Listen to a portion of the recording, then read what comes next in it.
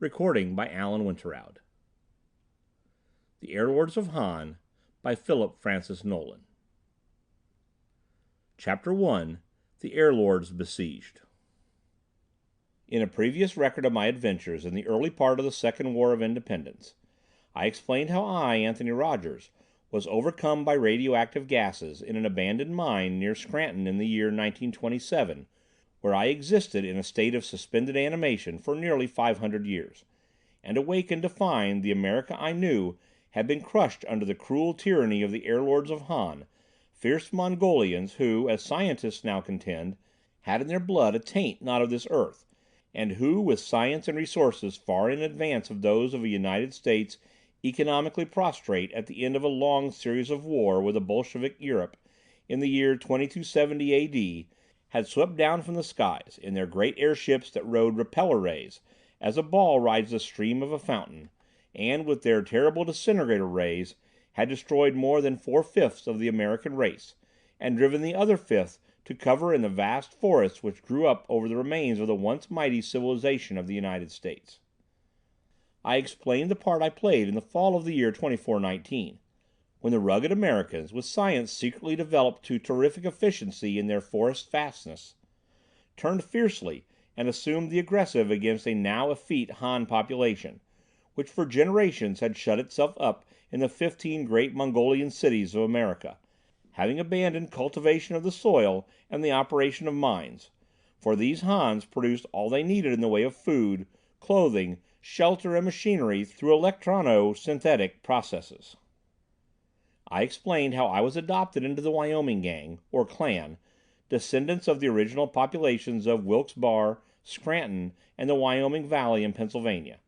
How quite by accident I stumbled upon a method of destroying Han aircraft by shooting explosive rockets not directly at the heavily armored ships, but at the repeller ray columns which automatically drew the rockets upward where they exploded in the generators of the aircraft.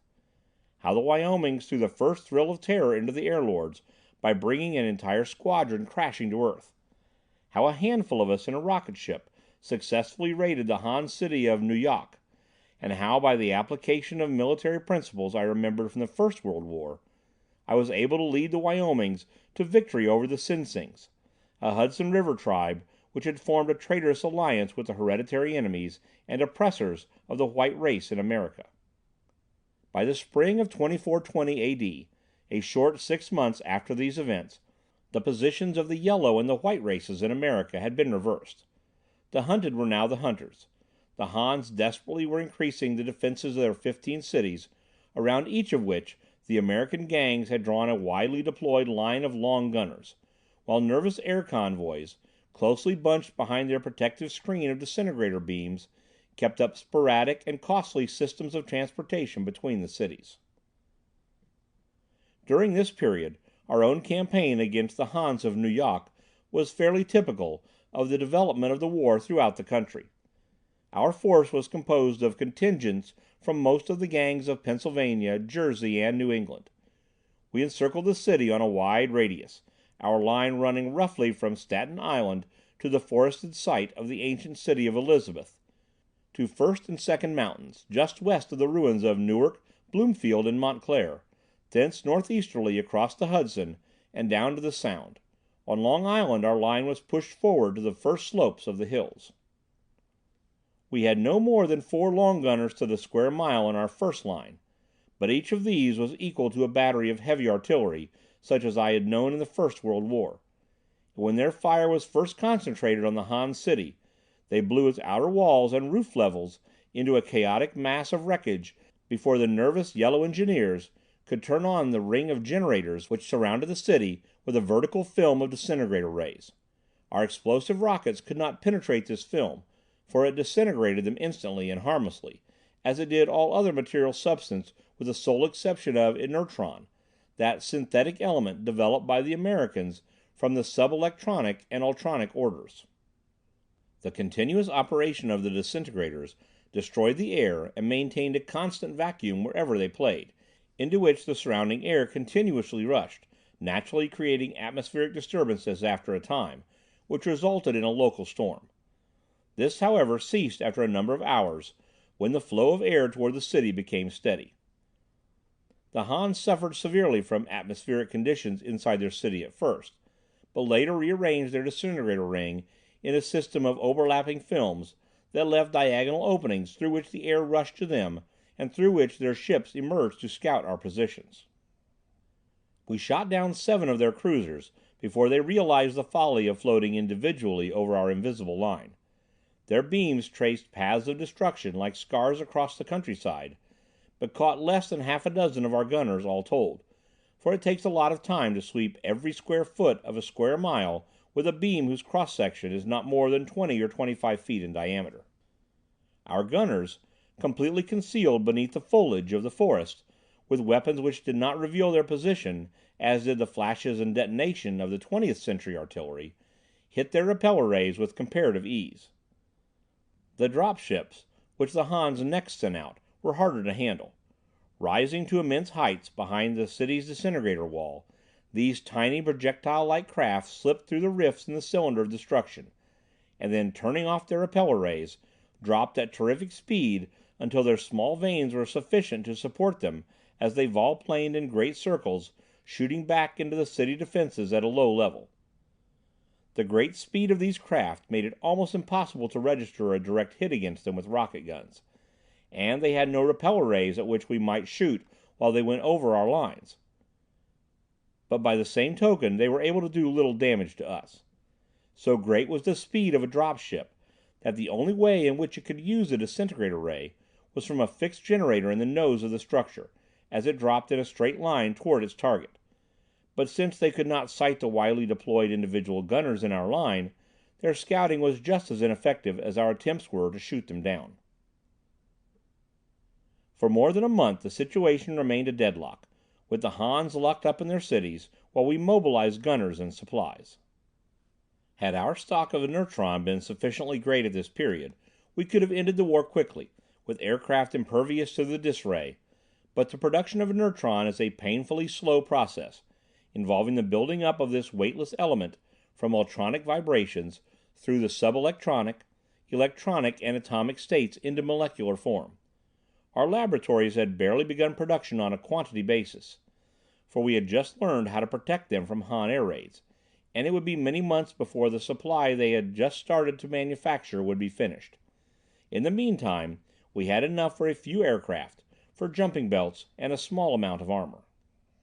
We Wyomings possessed one swooper completely sheathed with inertron and counterweighted with ultron. The Altoonas and the Lycomings also had one apiece, but a shielded swooper, while impervious to the dis-ray, was helpless against squadrons of Han aircraft, for the Hans developed the technique of playing their beams underneath the swooper in such a fashion as to suck it down flutteringly into the vacuum so created, until they brought it finally and more or less violently to earth. Ultimately the Hans broke our blockade to a certain extent, when they resumed traffic between their cities in great convoys, protected by squadrons of cruisers in vertical formation, playing a continuous crossfire of disintegrator beams ahead of them and down on the sides in a most effective screen, so that it was very difficult for us to get a rocket through to the repeller rays.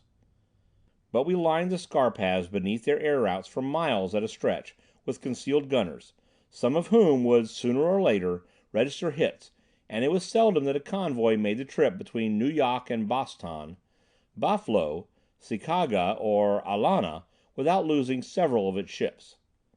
Hans who reached the ground alive were never taken prisoner. Not even the splendid discipline of the Americans could curb the wild hate developed through centuries of dastardly oppression, and the Hans were mercilessly slaughtered when they did not save us the trouble by committing suicide. Several times the Hans drove air wedges over our line in this vertical or cloud bank formation, plowing a scar path a mile or more wide through our positions. But at worst to us this did not mean the loss of more than a dozen men and girls, and generally their raids cost them one or more ships. They cut paths of destruction across the map, but they could not cover the entire area, and when they had plowed out over our lines, there was nothing left for them to do but to turn around and plow back to Nu-Yok. Our lines closed up again after each raid, and we continued to take heavy toll from convoys and raiding fleets. Finally they abandoned these tactics. So at the time of which I speak, the spring of 2420 AD, the Americans and the Hans were temporarily at pretty much of a deadlock. But the Hans were as desperate as we were sanguine, for we had time on our side. It was at this period that we first learned of the Airlords' determination, a very unpopular one with their conscripted populations, to carry the fight to us on the ground. The time had passed when command of the air meant victory. We had no visible cities nor massed bodies of men for them to destroy, nothing but vast stretches of silent forests and hills, where our forces lurked, invisible from the air. End of Chapter 1.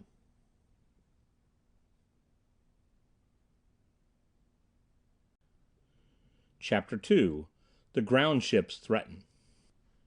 One of our Wyoming girls, on contact guard near Pocono, blundered into a hunting camp of the Bad Bloods, one of the renegade American gangs, which occupied the Blue Mountain section north of Delaware Water Gap.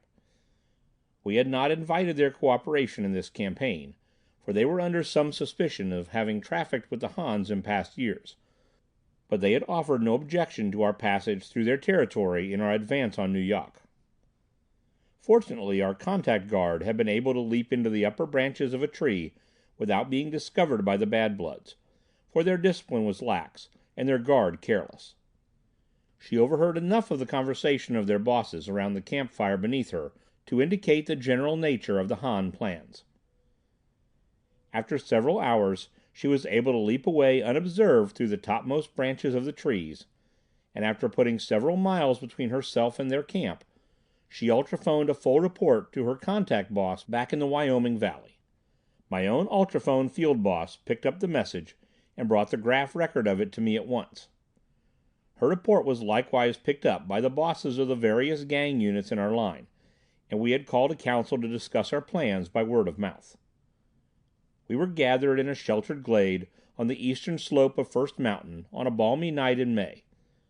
Far to the east, across the forested slopes of the lowlands, the flat stretches of open meadow, and the rocky ridge that once had been Jersey City, the iridescent glow of Nu-Yok's protecting film of annihilation shot upward, gradually fading into a starry sky.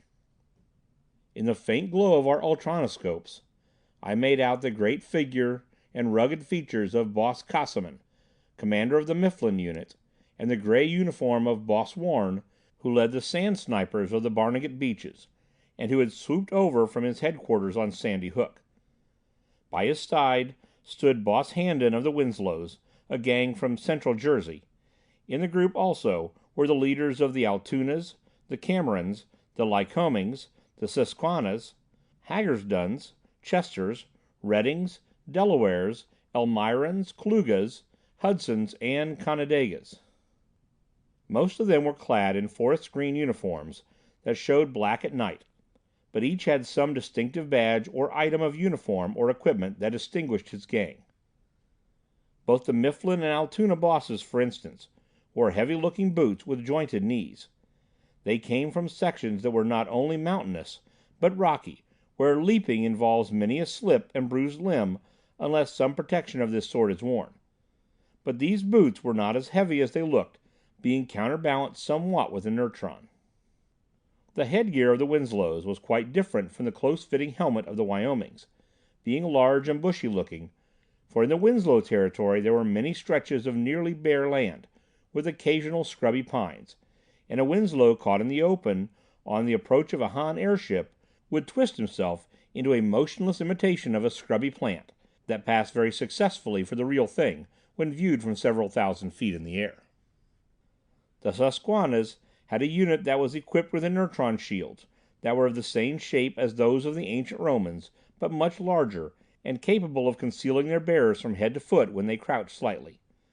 These shields, of course, were colored forest green, and were irregularly shaded.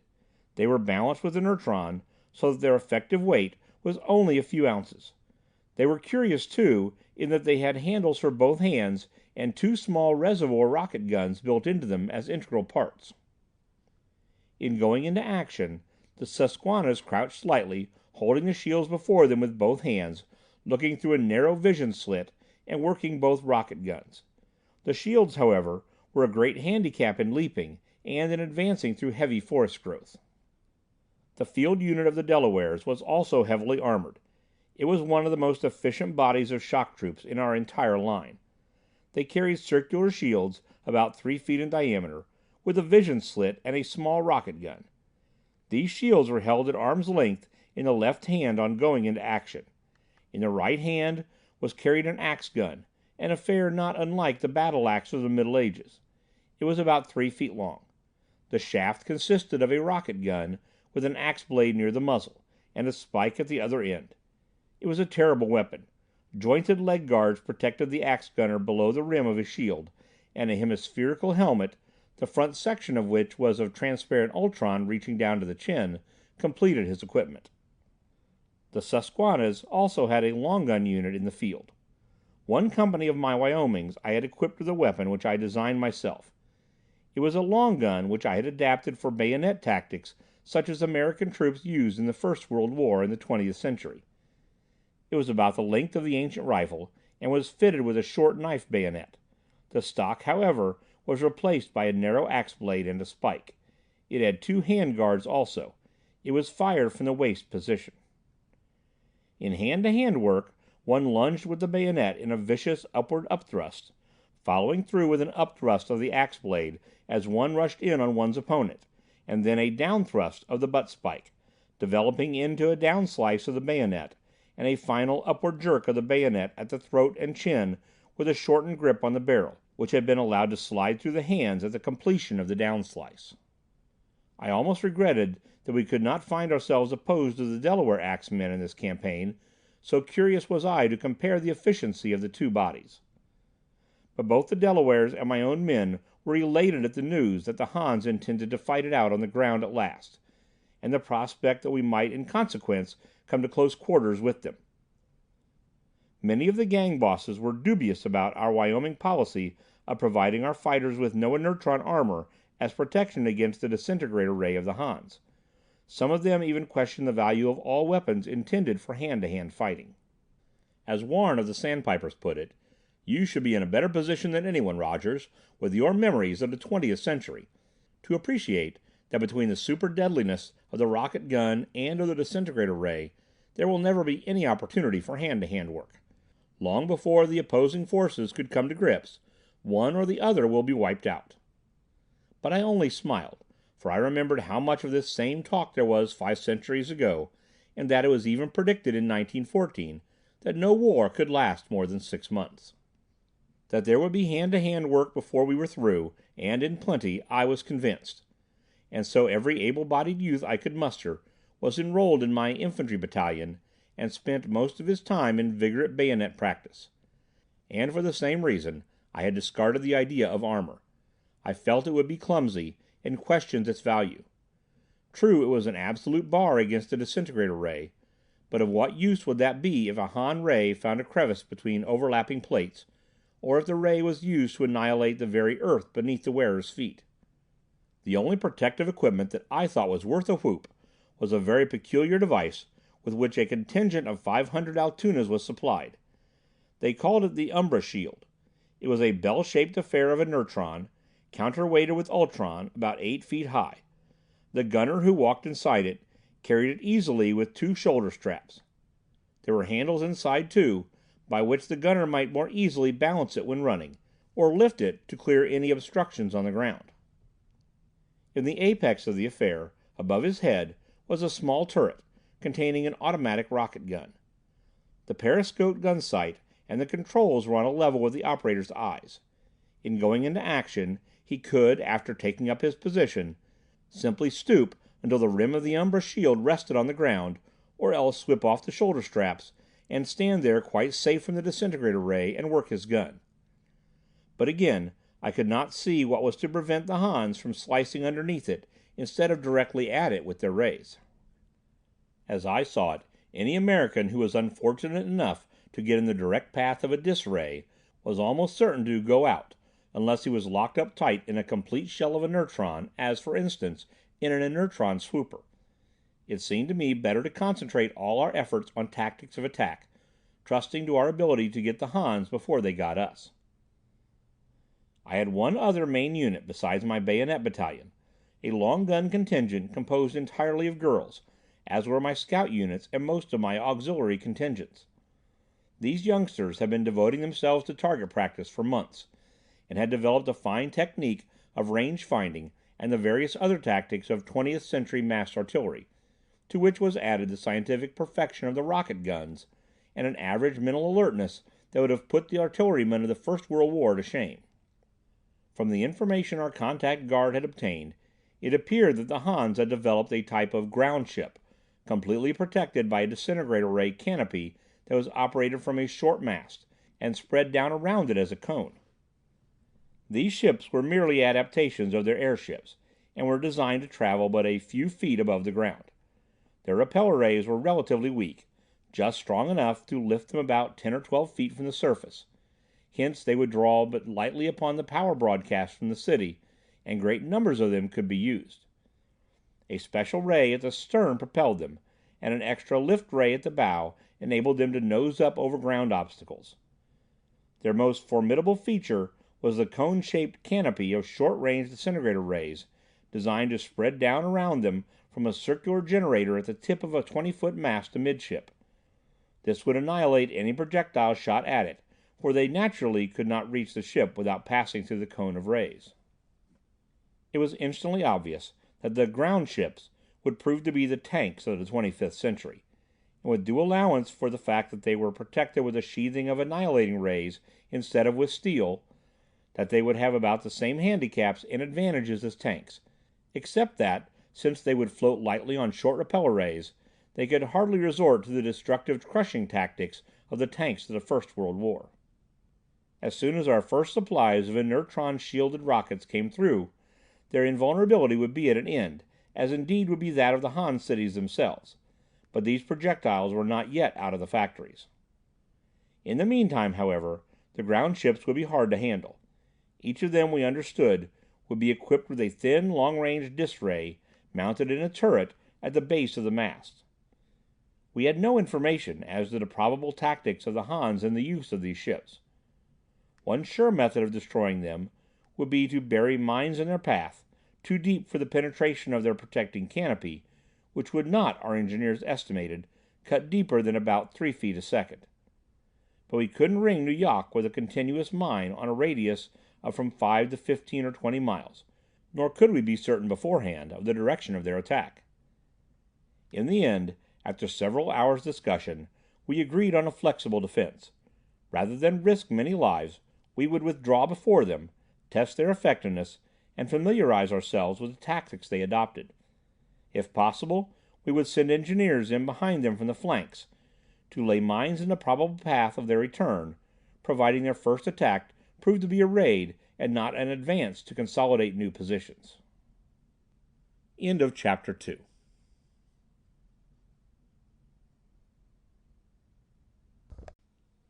Chapter 3. We Sink the Ground Ships. Boss Handon of the Winslows, a giant of a man, a two-fisted fighter, and a leader of great sagacity, had been selected by the Council as our boss pro tem, and having given the scatter signal to the Council, he retired to our general headquarters, which we had established on Second Mountain, a few miles in the rear of the fighting front in a deep ravine. There, in quarters cut far below the surface, he would observe every detail of the battle on the wonderful system of viewplates our Ultrono engineers had constructed through a series of relays from ultrascope observation posts and individual cameramen. 2 hours before dawn, our long-distance scopemen reported a squadron of ground ships leaving the enemy's disintegrator wall and heading rapidly somewhat to the south of us, toward the site of the ancient city of Newark. The ultrascopes could detect no canopy operation. This in itself was not significant, for they were penetrating hills in their lines of vision, most of them which, of course, blurred their pictures to a slight extent. But by now we had a well-equipped electronoscope division with instruments nearly equal to those of the Hans themselves, and these could detect no evidence of dis-rays in operation. Handon appreciated our opportunity instantly, for no sooner had the import of the message on the boss's channel become clear than we heard his personal command snapped out over the long gunner's general channel. 970 long gunners on the south and west sides of the city, concealed in the dark fastnesses of the forests and hillsides, leaped to their guns, switched on their dial lights, and flipped the little lever combinations on their pieces that automatically registered them on the predetermined position of map section HM 243-839, setting their magazines for 20 shots and pressing their fire buttons. For what seemed an interminable instant, nothing happened. Then, several miles to the southeast, an entire section of the country literally blew up in a fiery eruption that shot a mile into the air. The concussion when it reached me was terrific. The light was blinding. And our scopeman reported the instant annihilation of the squadron.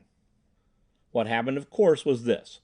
The Hans knew nothing of our ability to see at night through our ultrascopes. Regarding itself as invisible in the darkness, and believing our instruments would pick up its location when its dis rays went into operation, the squadron made the fatal error of not turning on its canopies. To say that consternation overwhelmed the Han High Command would be putting it mildly.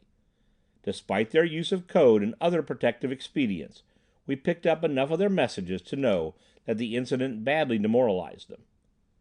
Their next attempt was made in daylight. I was aloft in my swooper at the time, hanging motionless about a mile up.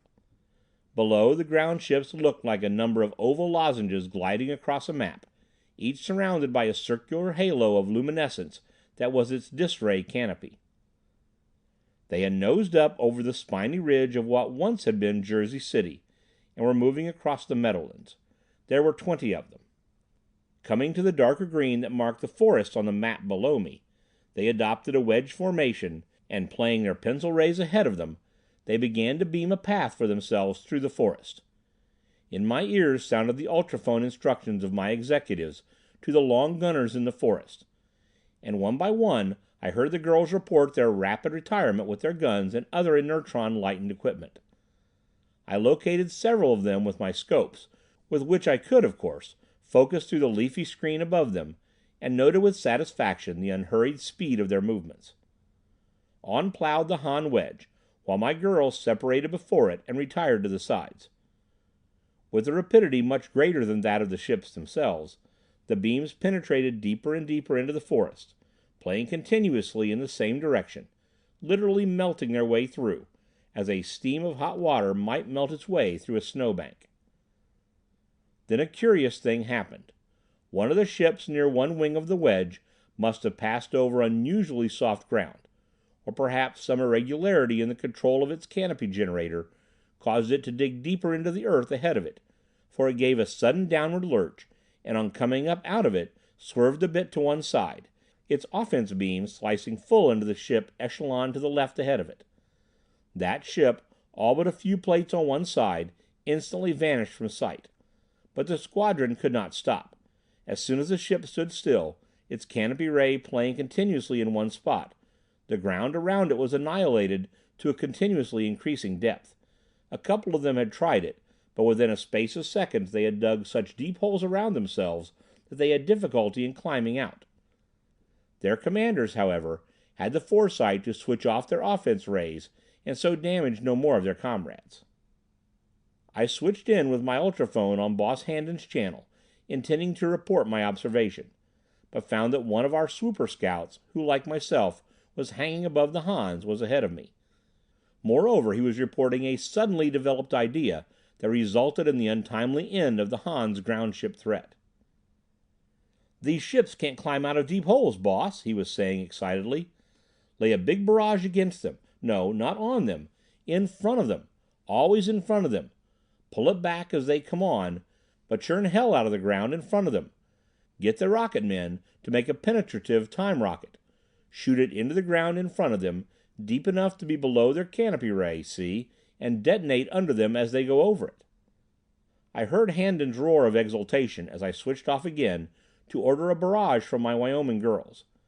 Then I threw my rocket motor to full speed and shot off a mile to one side and higher, for I knew that soon there would be a boiling eruption below.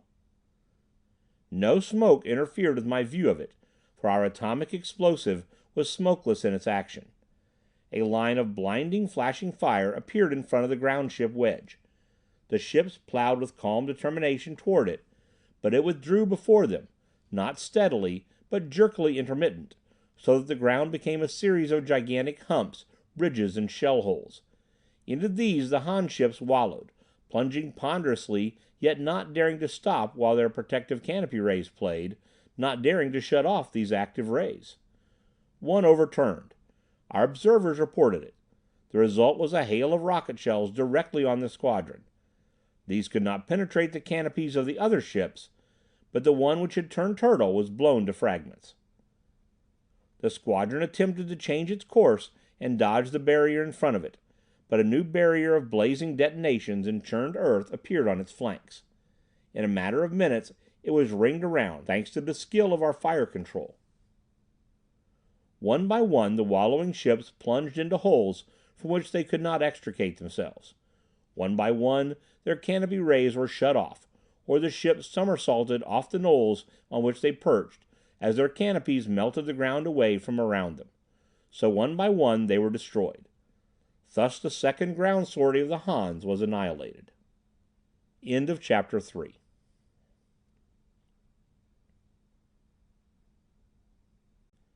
Chapter 4.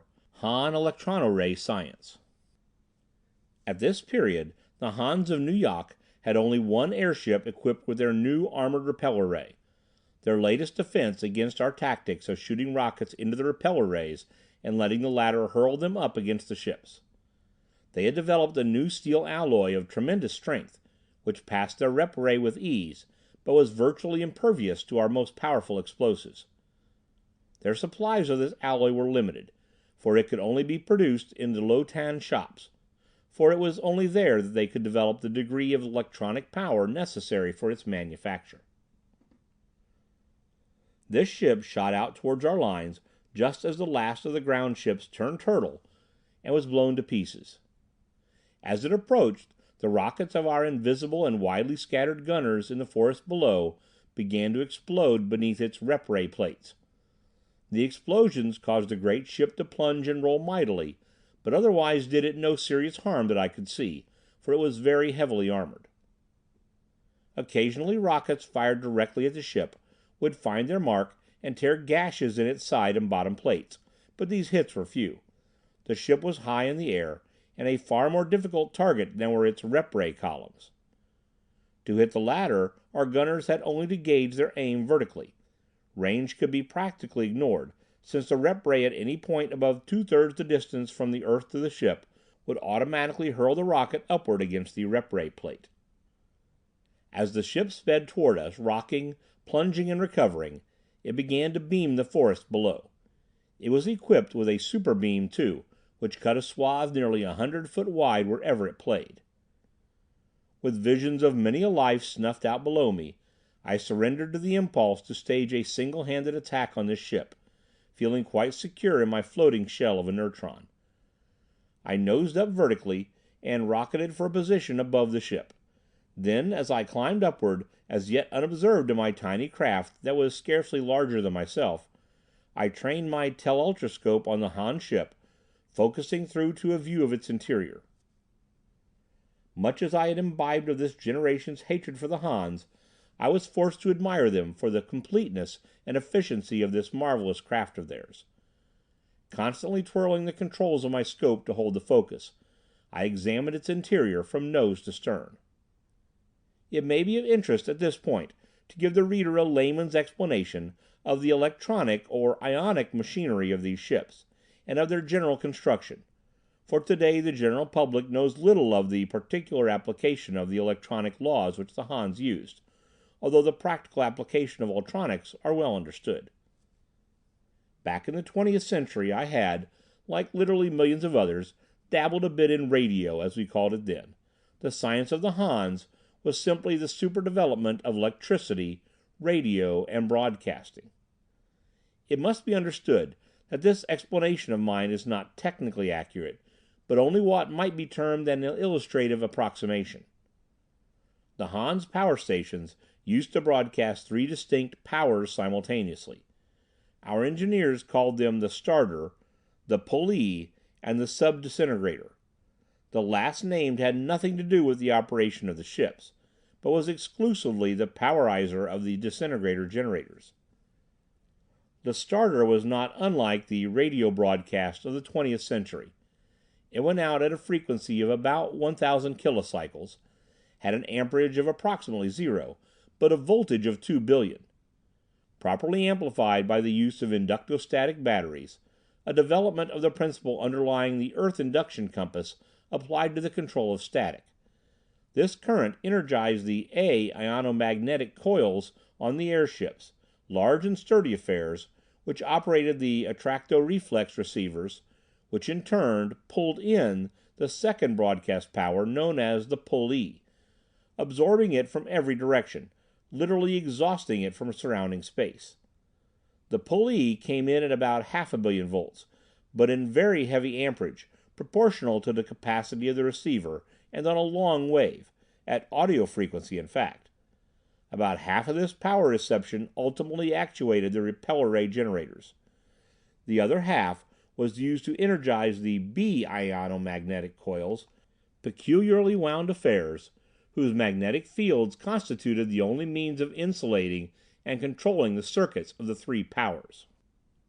The repeller ray generators, operating on this current, and in conjunction with twin synchronizers in the power broadcast plant, developed two rhythmically variable ether-ground circuits of opposite polarity. In the X circuit, the negative was grounded along an ultraviolet beam from the ship's repeller ray generator. The positive connection was through the ether to the X synchronizer in the power plant, whose opposite pole was grounded. The Y circuit traveled the same course, but in the opposite direction. The rhythmic variables of these two opposing circuits, as nearly as I can understand it, in heterodyning created a powerful material push from the Earth up along the violet ray beam against the rep ray generator and against the two synchronizers at the power plant. This push developed molecularly from the Earth mass resultant to the generator, and at the same fractional distance from the rep ray generator to the power plant. The force exerted upward against the ships was, of course, highly concentrated, being confined to the path of the ultraviolet beam. Air or any material substance coming within the indicated section of the beam was thrown violently upward. The ships actually rode on columns of air thus forcefully upthrown. Their home berths and stations were constructed with air pits beneath. When they rose from ordinary ground in open country, there was a vast upheaval of earth beneath their generators at the instant of takeoff. This ceased as soon as they got well above ground level. Equal pressure to the lifting power of the generator was exerted against the synchronizers at the power plant, but this force, not being concentrated directionally along an ultraviolet beam, involved a practical problem only at points relatively close to the synchronizers. Of course, the synchronizers were automatically controlled by the operation of the generators, and only the two were needed for any number of ships drawing power from the station, providing their protection was rugged enough to stand the strain. Actually, they were isolated in vast spherical steel chambers with thick walls, so that nothing but air pressure would be hurled against them, and this, of course, would be self-neutralizing, coming as it did from all directions. The sub-disintegrator power reached the ships as an ordinary broadcast reception at a negligible amperage, but from 1 to 500 quintillions voltage, controllable only by the fields of the B ionomagnetic coils. It had a wavelength of about 10 meters. In the dis-ray generator, this wavelength was broken up into an almost unbelievably high frequency and became a directionally controlled wave of an infinitesimal fraction of an inch. This wavelength, actually identical with the diameter of an electron, that is to say, being accurately tuned to an electron, disrupted the orbital paths and balanced pulsations of the electrons within the atom, so desynchronizing them as to destroy polarity balance of the atom and causing it to cease to exist as an atom. It was in this way that the ray reduced matter to nothingness. This destruction of the atom, and a limited power for its reconstruction under certain conditions, marked the utmost progress of the Han science. End of Chapter 4.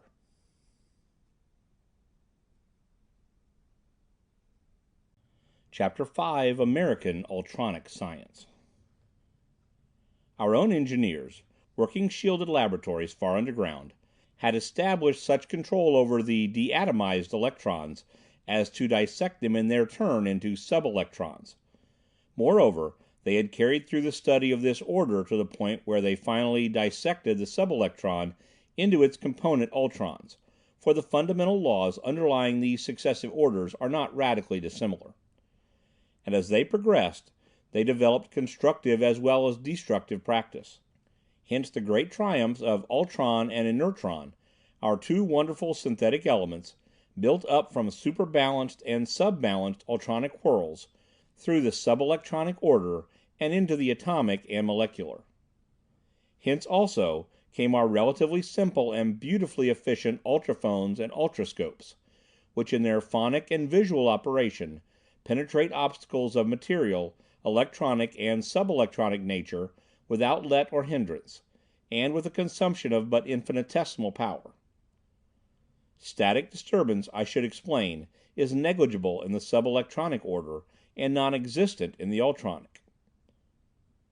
The pioneer expeditions of our engineers into the ultronic order, I am told, necessitated the use of the most elaborate, complicated and delicate apparatus, as well as the expenditure of most costly power, but once established there, all necessary power is developed very simply from tiny batteries composed of thin plates of metultron and katultron. These two substances, developed synthetically in much the same manner as ordinary ultron, exhibit dual phenomena for which, for sake of illustration, I may compare with certain of the phenomena of radioactivity.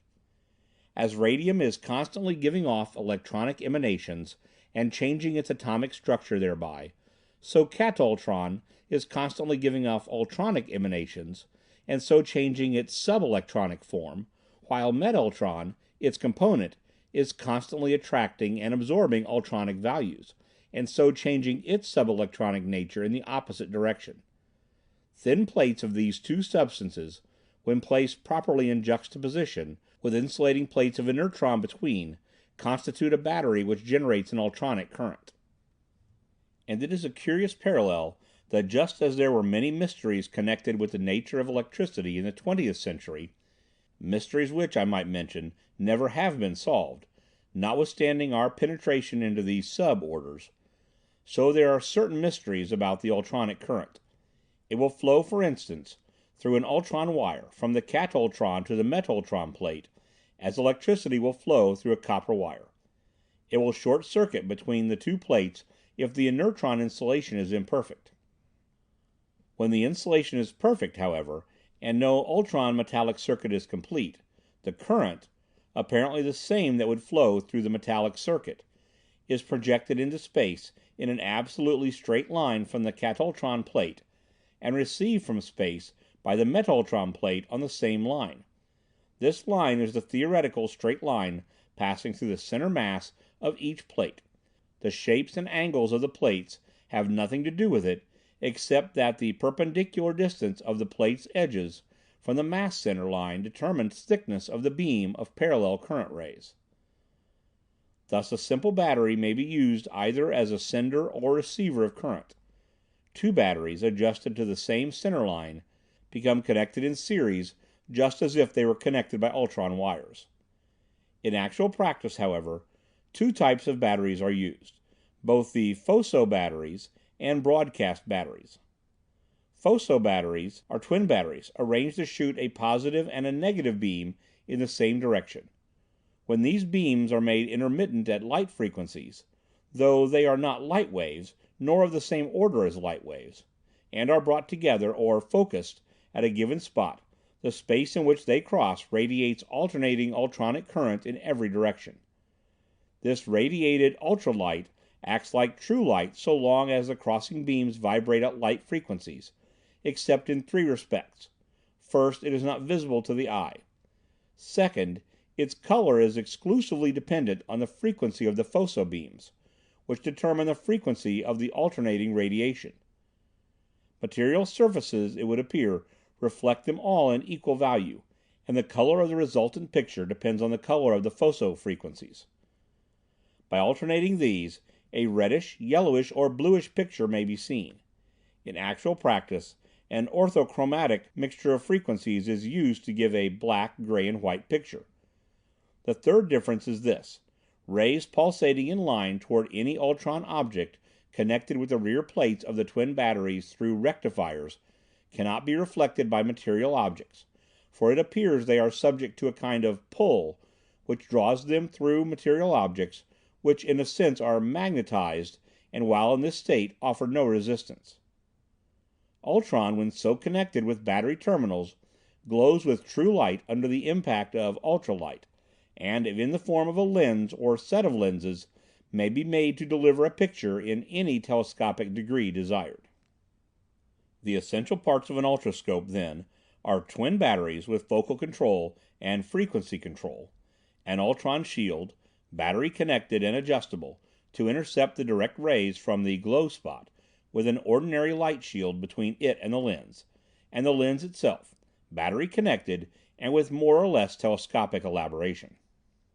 To look through a substance at an object, one only has to focus the glow spot beyond the substance but on the near side of the object and slightly above it. A complete apparatus may be "set" for penetrative, distance, and normal vision. In the first, which one would use to look through the forest screen from the air, or in examining the interior of a Han ship or any opaque structure, the glow spot is brought low, at only a tiny angle above the vision line, and the shield, of course, must be very carefully adjusted. Distance setting would be used, for instance, in surveying a valley beyond a hill or mountain. The glow spot is thrown high to illuminate the entire scene. In the normal setting, the phoso rays are brought together close overhead and illuminate the scene just as a lamp of super brilliancy would in the same position.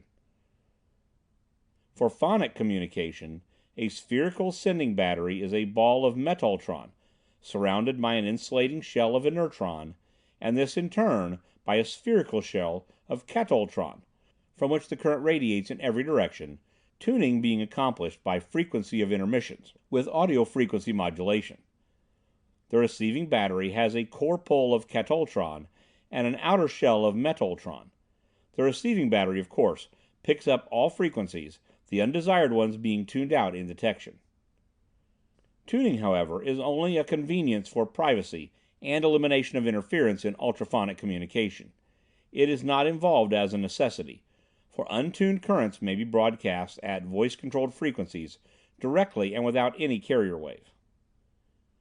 To use plate batteries or single centerline batteries for phonic communication would require absolutely accurate directional aligning of sender and receiver, a very great practical difficulty, except when sender and receiver are relatively close and mutually visible.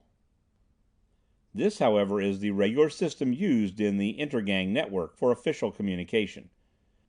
The senders and receivers used in this system are set only with the greatest difficulty and by the aid of the finest laboratory apparatus, but once set, they are permanently locked in position at the stations, and barring earthquakes or insecure foundations, need no subsequent adjustment. Accuracy of alignment permits beam paths no thicker than the old lead pencils I used to use in the 20th century. The non-interference of such communication lines, and the difficulty of cutting in on them from any point except immediately adjacent to the sender or receiver, is strikingly apparent when it is realized that every square inch of an imaginary plane bisecting the unlocated beam would have to be explored with a receiving battery in order to locate the beam itself. A practical compromise between the spherical or universal broadcast senders and receivers on one hand, and the single-line batteries on the other, is the multifacet battery. Another and more practical device, particularly for distance work, is the window spherical. It is merely an ordinary spherical battery with a shielding shell with an opening of any desired size, from which a directionally controlled beam may be emitted in different forms, usually that simply of an expanding cone, with an angle of expansion sufficient to cover the desired territory at the desired point of reception. End of Chapter 5.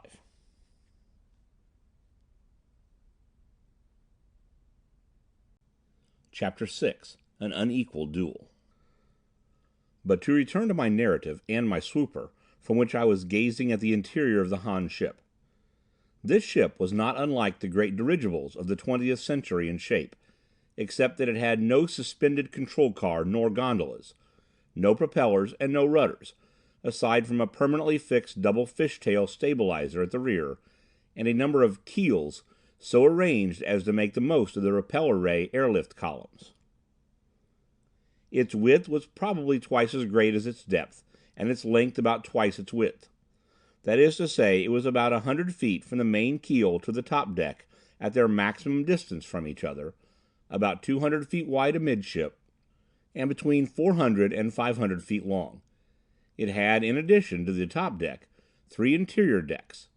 In its general curvature, the ship was a compromise between a true streamlined design and a flattened cylinder. For a distance of probably 75 to 100 feet back of the nose there were no decks except that formed by the bottom of the hull, but from this point back the decks ran to within a few feet of the stern. At various spots on the hull curvature in this great hollow nose were platforms from which the crews of the dis-ray generators and the electronoscope and electronophone devices manipulated their apparatus. Into this space from the forward end of the center deck projected the control room. The walls, ceiling, and floor of this compartment were simply the surfaces of viewplates. There were no windows or other openings. The operations officers within the control room, as far as their vision was concerned, might have imagined themselves suspended in space, except for the transmitters, levers, and other signaling devices around them. 5 officers, I understand, had their posts in the control room. The captain, and the chiefs of scopes, phones, dis-rays, and navigation. Each of these was in continuous interphone communication with his subordinates in other posts throughout the ship. Each viewplate had its phone connected with its eye machines on the hull, the crews of which would switch from telescopic to normal view at command. There were of course many other viewplates at executive posts throughout the ship. The Hans followed a peculiar system in the command of their ships. Each ship had a double complement of officers, active officers and base officers. The former were in actual active charge of the ship and its apparatus. The latter remained at the ship base, at desks equipped with viewplates and phones, in constant communication with their correspondents on the ship. They acted continuously as consultants, observers, recorders, and advisors during the flight or action. Although not primarily accountable for the operation of the ship, they were senior to, and in a sense responsible for the training and efficiency of the active officers. The ionomagnetic coils, which served as the casings, plates, and insulators of the gigantic condensers, were all located amidship on a center line reaching clear through from the top to the bottom of the hull, and reaching from the forward to the rear rep-ray generators. That is, from points about 110 feet from bow and stern. The crew's quarters were arranged on both sides of the coils. To the outside of these, where the several decks touched the hull, were located the various pieces of phone, scope, and dis-ray apparatus. The ship into which I was gazing with my ultroscope, at a telescopic and penetrative setting, carried a crew of perhaps 150 men all told, and except for the strained looks on their evil yellow faces, I might have been tempted to believe I was looking on some 25th century pleasure excursion, for there was no running around, nor appearance of activity. The Hans loved their ease, and despite the fact that this was a warship, every machine and apparatus in it was equipped with a complement of seats and specially designed couches, in which officers and men reclined as they gazed at their viewplates and manipulated the little sets of controls placed convenient to their hands. The picture was a comic one to me, and I laughed, wondering how such soft creatures had held the sturdy and virile American race in complete subjection for centuries. But my laugh died as my mind grasped at the obvious explanation. These Hans were only soft physically. Mentally, they were hard, efficient, ruthless, and conscienceless. Impulsively, I nosed my swooper down toward the ship and shot toward it at full rocket power. I had acted so swiftly that I had covered nearly half the distance toward the ship before my mind slowly drifted out of the daze of my emotion. This proved my undoing. Their scope men saw me too quickly, for in heading directly at them I became easily visible, appearing as a steady expanding point. Looking through their hull, I saw the crew of a dis-ray generator come suddenly to attention. A second later their beam engulfed me. For an instant my heart stood still. But the inertron shell of my swooper was impervious to the disintegrator ray. I was out of luck, however, so far as my control over my tiny ship was concerned. I had been hurtling in a direct line toward the ship when the beam found me. Now when I tried to swerve out of the beam, the swooper responded but sluggishly to the shift I made in the rocket angle. I was, of course, traveling straight down a beam of vacuum.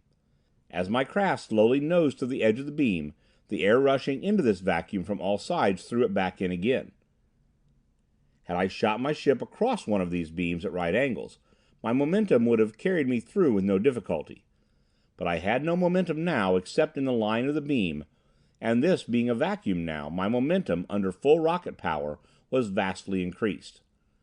This realization gave me a second and more acute thrill. Would I be able to check my little craft in time, or would I, helpless as a bullet itself, crash through the shell of the Han ship to my own destruction? I shut off my rocket motor, but noticed no practical diminution of speed. It was the fear of the Hans themselves that saved me. Through my ultroscope I saw sudden alarm on their faces, hesitation, a frantic officer in the control room jabbering into his phone. Then shakily the crew flipped their beam off to the side. The jar on my craft was terrific. Its nose caught the rushing tumble of air first, of course, and my tail, sailing in a vacuum, swung around with a sickening wrench. My swooper might as well have been a barrel in the tumult of waters at the foot of Niagara. What was worse, the Hans kept me in that condition. 3 of their beams were now playing in my direction, but not directly on me except for split seconds. Their technique was to play their beams around me more than on me, jerking them this way and that, so as to form vacuum pockets into which the air slapped and roared as the beams shifted, tossing me around like a chip. Desperately I tried to bring my craft under control, to point its nose toward the Han ship and discharge an explosive rocket. Bitterly I cursed my self-confidence and my impulsive action. An experienced pilot of the present age would have known better than to be caught shooting straight down a dis-ray beam. He would have kept his ship shooting constantly at some angle to it, so that his momentum would carry him across it if he hit it. Too late I realized that there was more to the business of air fighting than instinctive skill in guiding a swooper. At last, when for a fraction of a second my nose pointed toward the Hans, I pressed the button of my rocket gun. I registered a hit, but not an accurate one. My projectile grazed an upper section of the ship's hull. At that it did terrific damage. The explosion battered in a section about 50 feet in diameter, partially destroying the top deck. At the same instant I had shot my rocket, I had, in a desperate attempt to escape that turmoil of tumbling air, released a catch and dropped all that was possible to drop of my Ultron ballast. My swooper shot upward, like a bubble streaking to the surface of water. I was free of the trap in which I had been caught, but unable to take advantage of the confusion which reigned on the Han ship. I was as helpless to maneuver my ship now in its uprush as when I had been tumbling in the air pockets. Moreover, I was badly battered from plunging around in my shell like a pellet in a box, and partially unconscious. I was miles in the air when I recovered myself. The swooper was steady enough now, but still rising, my instruments told me, and traveling in a general westward direction at full speed. Far below me was a sea of clouds, stretching from horizon to horizon, and through occasional breaks in its surface I could see still other seas of clouds at lower levels. End of Chapter 6.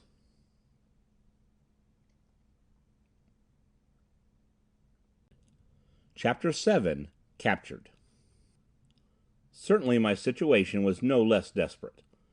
Unless I could find some method of compensating for my lost ballast, the inverse gravity of my inertron ship would hurl me continuously upward until I shot forth from the last air layer into space.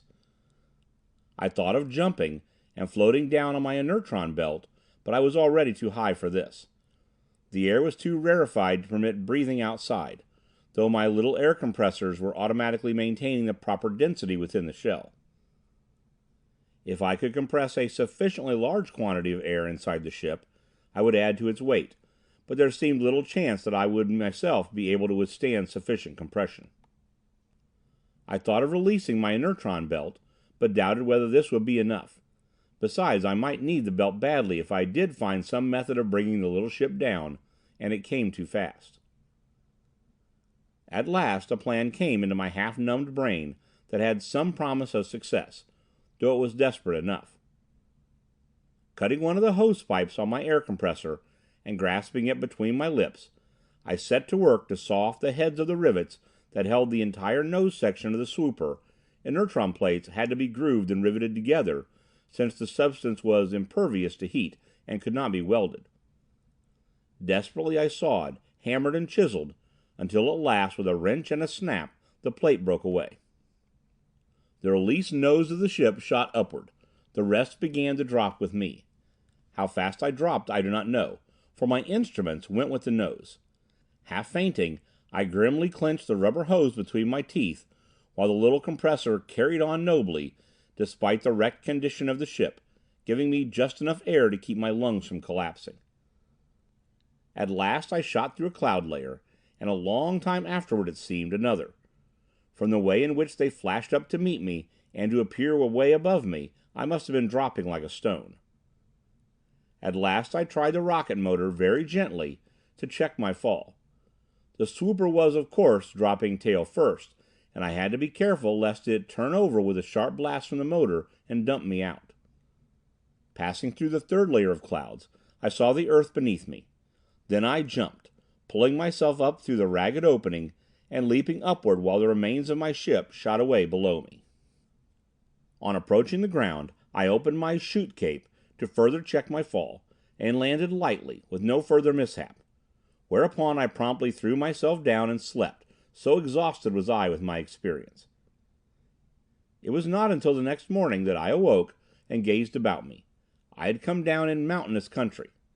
My intention was to get my bearing by tuning in headquarters with my ultrophone, but to my dismay I found the little battery discs had been torn from the ear flaps of my helmet, though my chest disc transmitter was still in place, and so far as I could see in working order.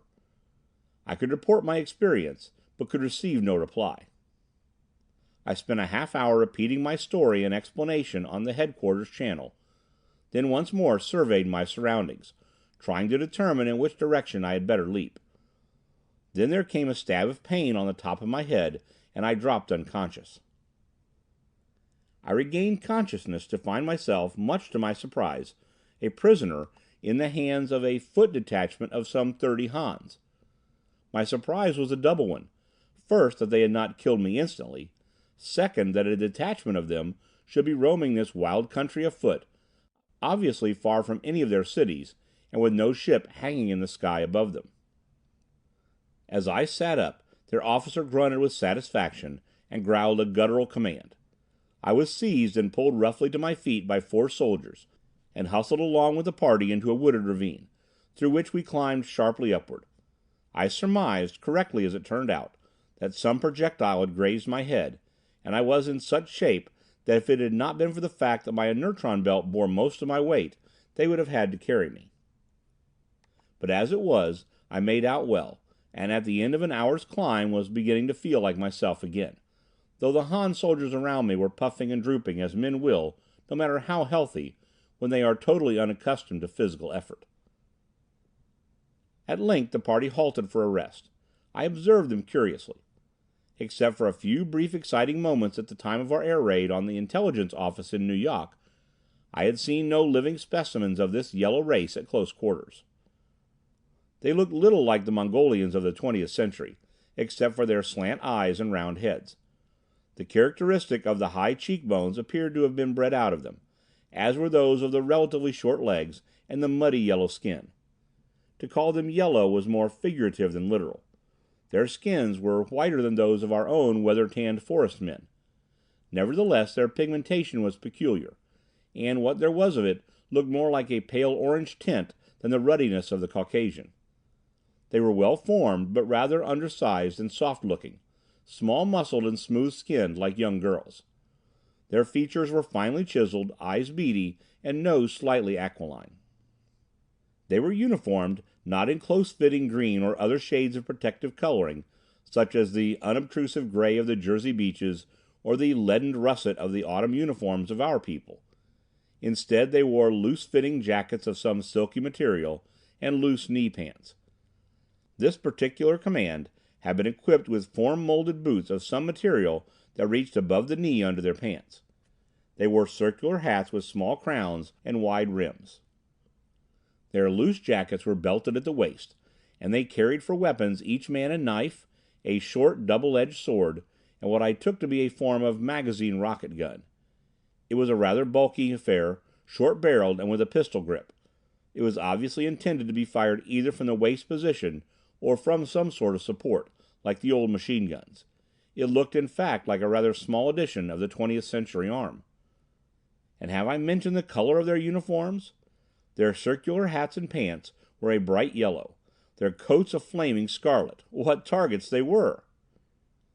I must have chuckled audibly at the thought, for their commander, who was seated on a folding stool one of his men had placed for him, glanced in my direction, and at his arrogant gesture of command, I was prodded to my feet, with my hands still bound, as they had been from the moment I recovered consciousness. I was dragged before him. Then I knew what it was about these Hans that kept me in a turmoil of irritation. It was their sardonic, mocking, cruel smiles. Smiles which left their stamp on their faces even in repose. Now the commander was smiling tauntingly at me. When he spoke, it was in my own language. "So," he sneered, "you beasts have learned to laugh. You have gotten out of control in the last year or so. But that shall be remedied. In the meantime, a simple little surgical operation would make your smile a permanent one, reaching from ear to ear. But there, my orders are to deliver you and your equipment, all of we have of it, intact. The Heaven-born has had a whim." "And who," I asked, "is this Heaven-born?" "San Lan," he replied, "misbegotten spawn of the late High Priestess Nu-Yok, and now most glorious Airlord of all the Hans." He rolled out these titles with a bow of exaggerated respect toward the west, and in a tone of mockery. Those of his men who were near enough to hear snickered and giggled. I was to learn that this amazing attitude of his was typical rather than exceptional. Strange as it may seem, no Han rendered any respect to another, nor expected it in return. That is, not genuine respect. Their discipline was rigid and cold-bloodedly heartless. The most elaborate courtesies were demanded and accorded among equals, and from inferiors to superiors. But such was the intelligence and moral degradation of this remarkable race, that every one of them recognized these courtesies for what they were. They must of necessity have been hollow mockeries. They took pleasure in forcing one another to go through with them, each trying to outdo the other in cynical, sardonic thrusts, clothed in the most meticulously ceremonious courtesy. As a matter of fact, my captor, by this crude reference to the origin of his ruler, was merely proving himself a crude fellow, guilty of a vulgarity rather than of a treasonable or disrespectful remark. An officer of higher rank and better breeding would have managed a clever innuendo, less direct, but equally plain. I was about to ask him what part of the country we were in, and where I was to be taken, when one of his men came running to him with a little portable electronophone, which he placed before him with much bowing and scraping. He conversed through this for a while, and then condescended to give me the information that a ship would soon be above us, and that I was to be transferred to it. In telling me this, he managed to convey, with crude attempts at mock courtesy, that he and his men would feel relieved to be rid of me as a menace to health and sanitation, and would take exquisite joy in inflicting me upon the crew of the ship. End of Chapter 7.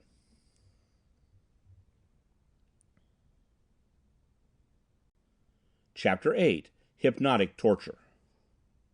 Some 20 minutes later the ship arrived. It settled down slowly into the ravine on its propeller rays until it was but a few feet above the treetops. There it was stopped, and floated steadily, while a little cage was let down on a wire.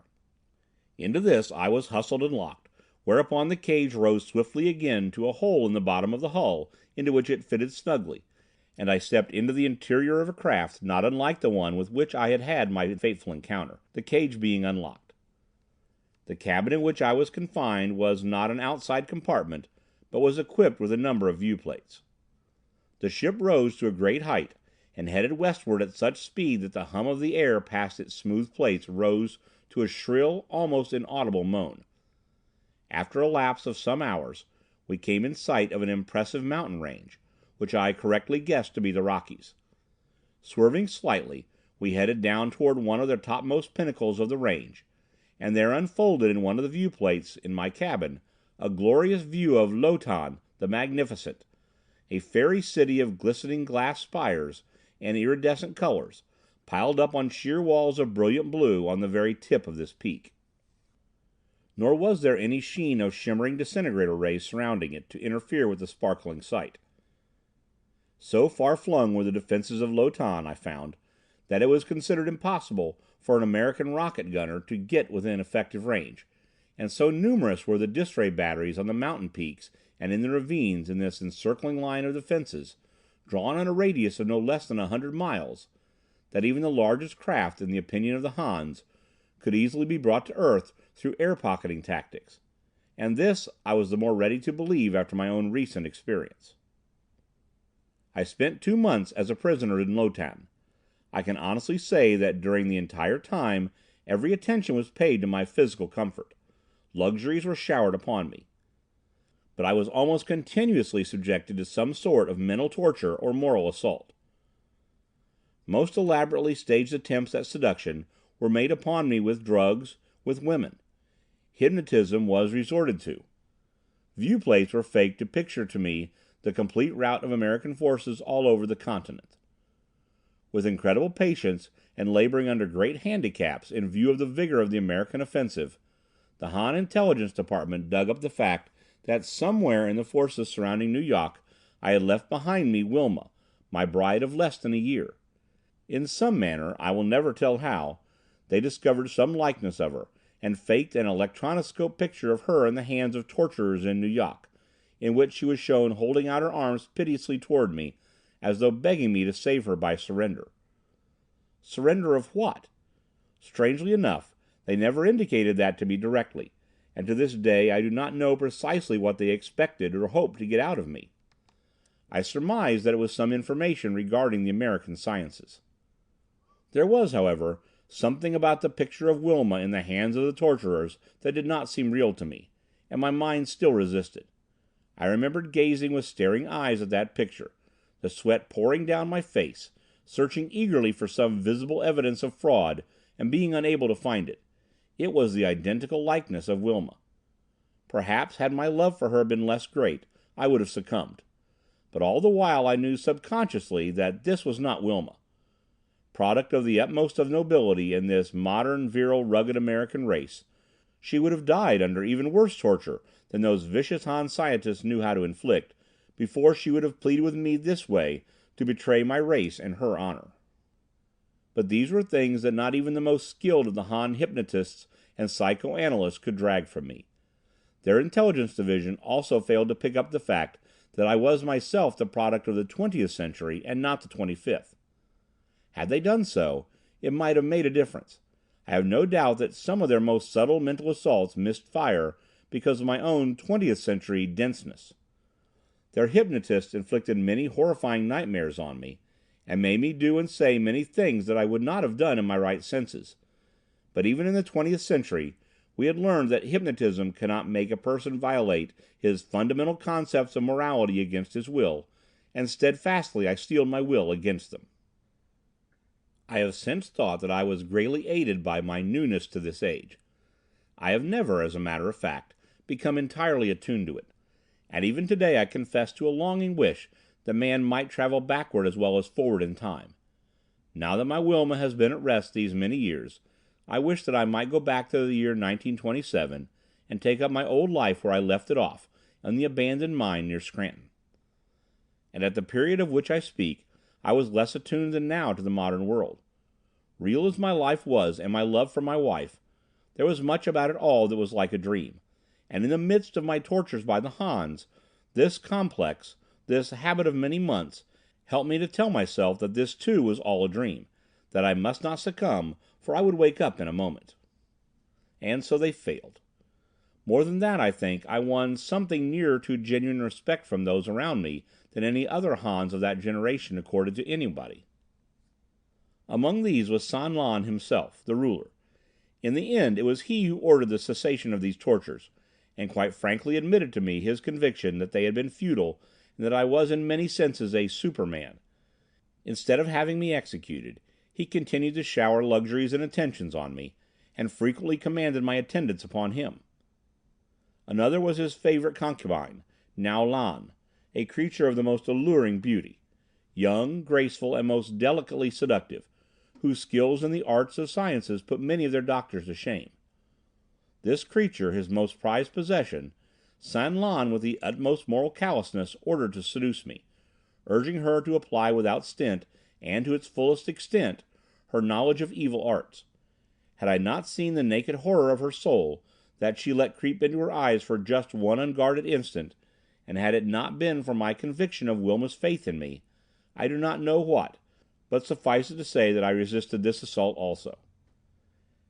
Had San Lan only known it, he might have had a better chance of breaking down my resistance through another bit of femininity in his household, the little 9-year-old Princess Lu Yan, his daughter. I think San Lan had something of real affection for this sprightly little mite, who, in spite of the sickening knowledge of rottenness she had already acquired at this early age, was the nearest thing to innocence I found in Lo Tan. But he did not realize this, and could not, for even the most natural and fundamental affection of the human race, that of parents for their offspring, had been so degraded and suppressed in this vicious Han civilization as to be unrecognizable. Naturally, San Lan could not understand the nature of my pity for this poor child, nor the fact that it might have proved a weak spot in my armor. But had he done so, I truly believe he would have been ready to inflict degradation, torture, and even death upon her to make me surrender the information he wanted. Yet this man, perverted product of a morally degraded race, had something about him of true dignity, something of sincerity in a warped, twisted way. There were times when he seemed to sense vaguely, gropingly, wonderingly, that he might have a soul. The Han philosophy for centuries had not admitted the existence of souls. Its conception embraced nothing but electrons, protons, and molecules, and still was struggling desperately for some shred of evidence that thoughts, willpower, and consciousness of self were nothing but chemical reactions. However, it had gotten no further than the negative knowledge we had in the 20th century, that a sick body dulls consciousness of the material world, and that knowledge, which all mankind has had from the beginning of time, that a dead body means departed consciousness. They had succeeded in producing by synthesis what appeared to be living tissues, and even animals of moderately complex structure and rudimentary brains, but they could not give these creatures the full complement of life's characteristic, nor raise the brains to more than mechanical control of muscular tissues. It was my own opinion that they never could succeed in doing so. This opinion impressed San Lan greatly. I had expected him to snort his disgust, as the extreme school of evolutionists would have done in the 20th century. But the idea was as new to him and the scientists of his court as Darwinism was to the late 19th and early 20th centuries. So it was received with much respect. Painfully and with enforced mental readjustments, they began a philosophical search for excuses and justifications for the idea. All of this amused me greatly, for of course neither the newness nor the orthodoxy of a hypothesis will make it true if it is not true, nor untrue if it is true. Nor could the luck or willpower with which I had resisted their hypnotists and psychoanalysts make what might or might not be a universal fact one whit more or less of a fact than it really was. But the prestige I had gained among them, and the novelty of my expressed opinion, carried much weight with them. Yet did not even brilliant scientists frequently exhibit the same lack of logic back in the 20th century? Did not the historians, the philosophers of ancient Greece and Rome, show themselves to be the same shrewd observers as those of succeeding centuries, the same masters of the logical and slaves of the illogical? After all, I reflected, man makes little progress within himself. Through succeeding generations he piles up those resources which he possesses outside of himself, the tools of his hands, and the warehouses of knowledge for his brain, whether they be parchment manuscripts, printed book, or electrono-recordographs. For the rest, he is born today, as in ancient Greece, with a blank brain, and struggles through to his grave with a more or less beclouded understanding, and with distinct limitations to what we used to call his think tank. This peculiar reflection of mine proved unpopular with them, for it stabbed their vanity, and neither my prestige nor the novelty of the ideas was sufficient salve. These Hans for centuries had believed and taught their children that they were a super race, a race of destiny. Destined to whom, for what, was not so clear to them, but nevertheless destined to elevate humanity to some sort of super plane. Yet through these same centuries they had been busily engaged in the extermination of weaklings, whom by their very persecutions they had turned into supermen, now rising in mighty wrath to destroy them, and in reducing themselves to the depths of softening vice and flabby moral fiber. Is it strange that they looked at me in amazed wonder when I laughed outright in the midst of some of their most serious speculations? End of Chapter 8.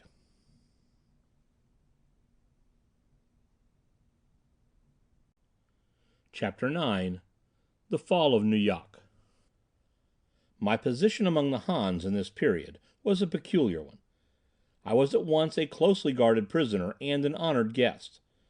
San Lan told me frankly that I would remain the latter only so long as I remained an object of serious study or mental diversion to himself or his court. I made bold to ask him what would be done with me when I ceased to be such. "Naturally," he said, "you will be eliminated. What else? It takes the services of 15 men altogether to guard you, and men, you understand, cannot be produced and developed in less than 18 years. He meditated, frowningly, for a moment. "That, by the way, is something I must take up with the Birth and Educational Bureau. They must develop some method of speeding growth, even at the cost of mental development. With your wild forest men getting out of hand this way, we are going to need greater resources of population, and need them badly. But," he continued more lightly, "there seems to be no need for you to disturb yourself over the prospect at present. It is true that you have been able to resist our psychoanalysts and hypnotists, and so have no value to us from the viewpoint of military information.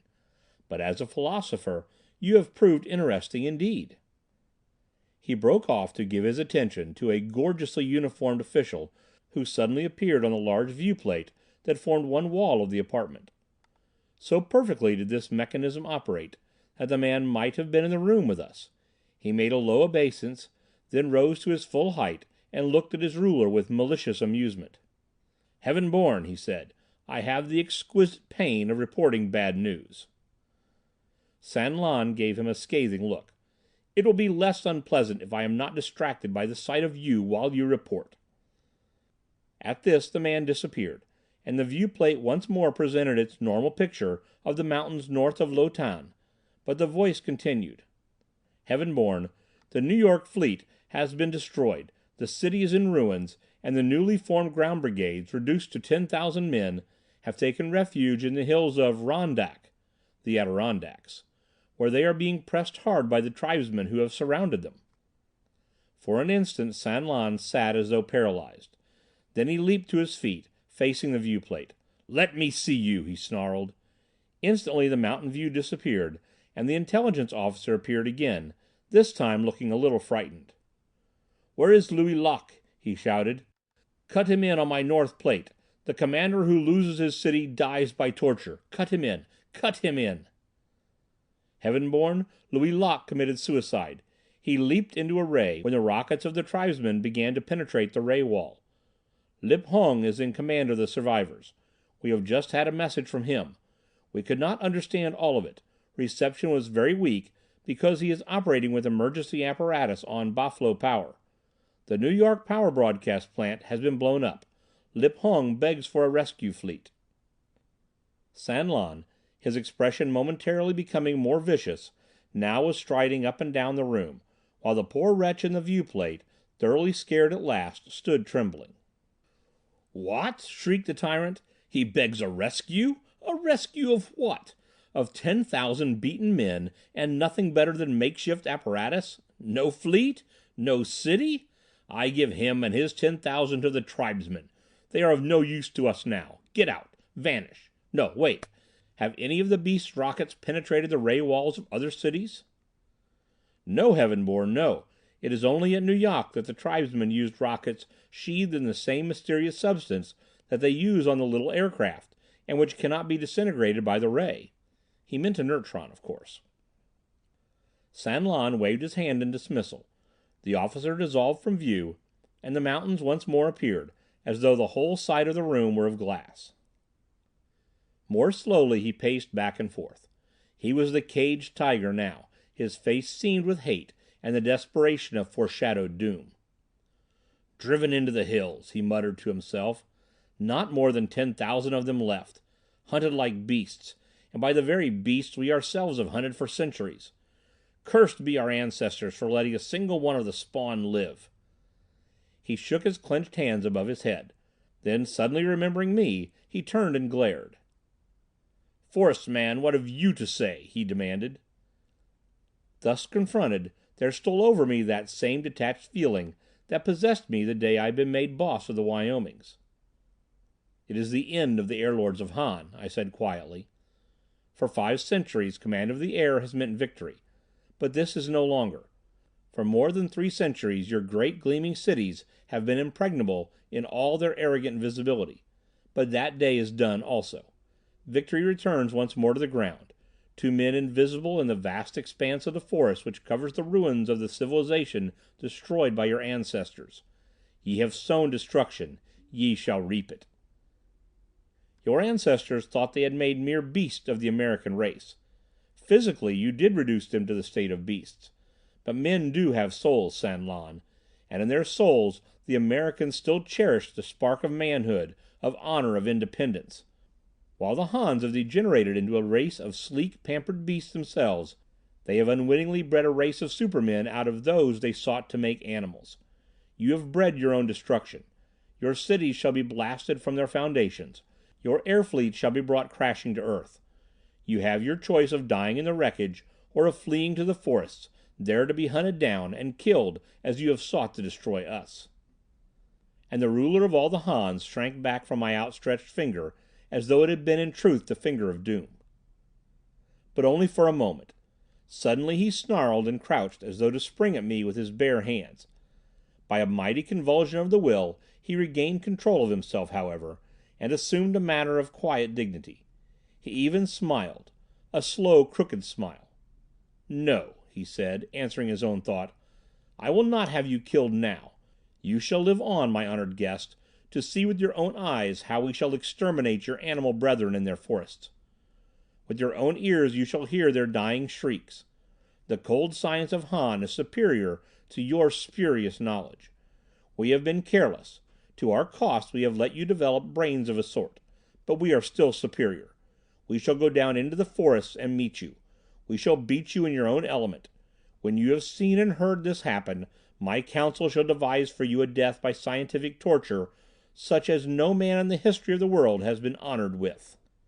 I must digress here a bit from my own personal adventures to explain briefly how the Fall of Nu-Yok came about, as I learned it afterwards. Upon my capture by the Hans, my wife Wilma courageously had assumed command of my gang, the Wyomings.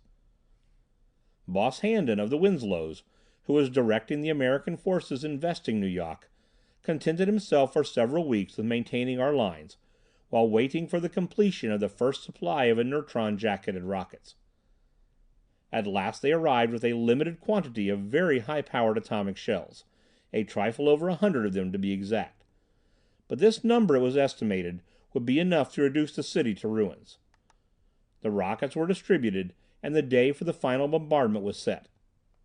The Hans, however, upset Handon's plans by launching a ground expedition up the west bank of the Hudson. Under cover of an air raid to the southwest, in which the bulk of their ships took part, this ground expedition shot northward in low-flying ships. The raiding air fleet plowed deep into our lines in their famous cloud bank formation, with downplaying disintegrator rays so concentrated as to form a virtual curtain of destruction. It seared a scar path a mile and a half wide, 15 miles into our territory. Every one of our rocket gunners caught in this section was annihilated. Altogether we lost several hundred men and girls. Gunners to each side of the raiding ships kept up a continuous fire on them. Most of the rockets were disintegrated, for Handon would not permit the use of the inertron rockets against the ships. But now and then one found its way through the playing beams, hit a repeller ray, and was hurled up against a Han ship, bringing it crashing down. The orders that Handon barked into his ultrophone were, of course, heard by every long gunner in the ring of American forces around the city, and nearly all of them turned their fire on the Han air fleet, with the exception of those equipped with the inertron rockets. These latter held to the original target and promptly cut loose on the city with a shower of destruction which the disintegrator ray walls could not stop. The results produced awe even in our own ranks. Where an instant before had stood the high-flung masses and towers of Nu-Yok, gleaming red, blue and gold in the brilliant sunlight, and shimmering through the iridescent of the ray wall, there was a seething turmoil of gigantic explosions.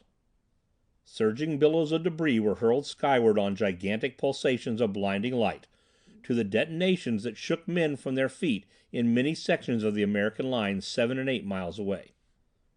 As I have said, there were only some 100 of the inertron rockets among the Americans, long and slender to fit the ordinary guns.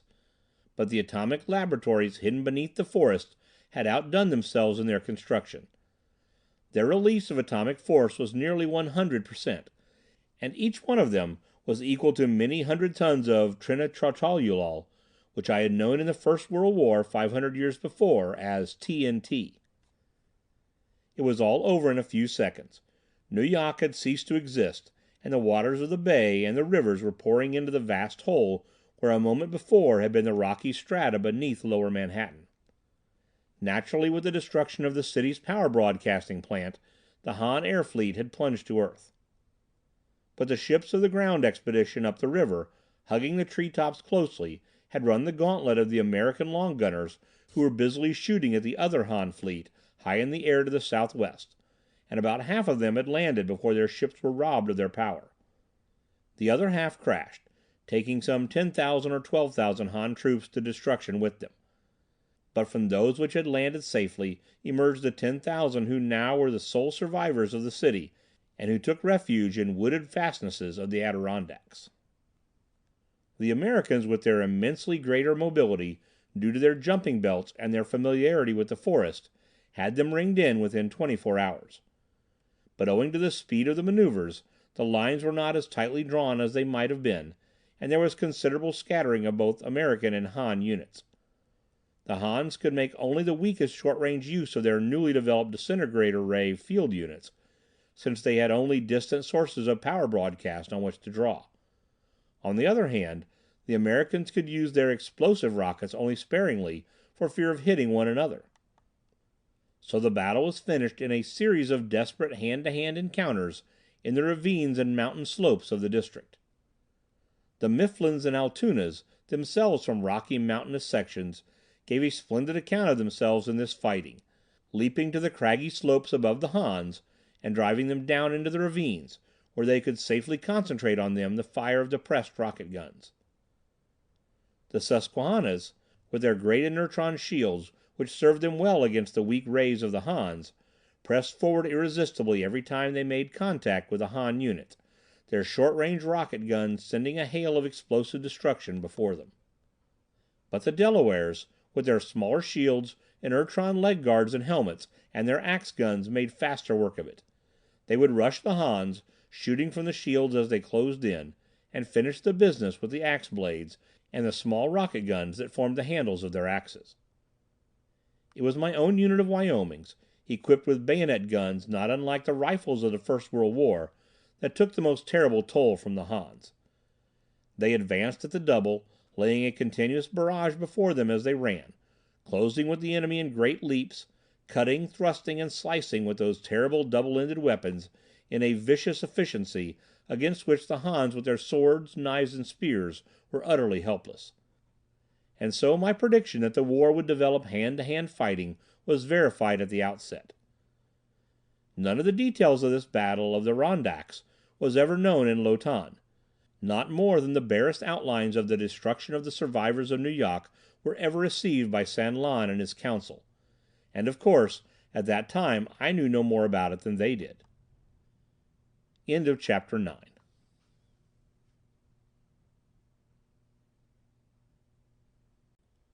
Chapter 10. Life in Lo Tan the Magnificent. San Lan's attitude toward me underwent a change. He did not seek my company as he had done before, and so those long discussions and mental duels in which we pitted our philosophies against each other came to an end. I was, I suspected, an unpleasant reminder to him of things he would rather forget, and my presence was an omen of impending doom.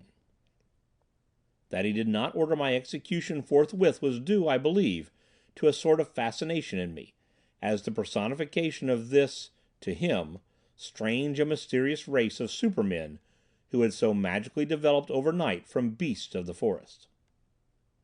But though I saw little of him after this, I remained a member of his household, if one may speak of a household where there is no semblance of house.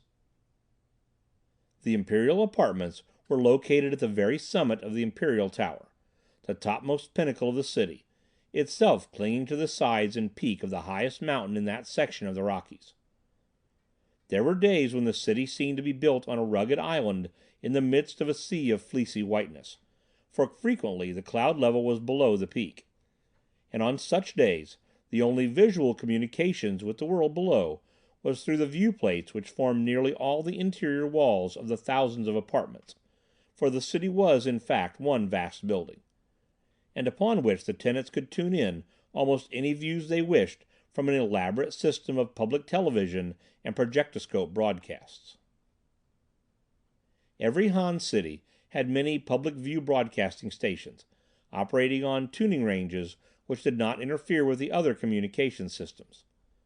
For slight additional fees a citizen in Lo Tan might, if he felt so inclined, visit the seashore, or the lakes or the forests of any part of the country, for when such scene was thrown on the walls of an apartment, the effect was precisely the same as if one were gazing through a vast window at the scene itself.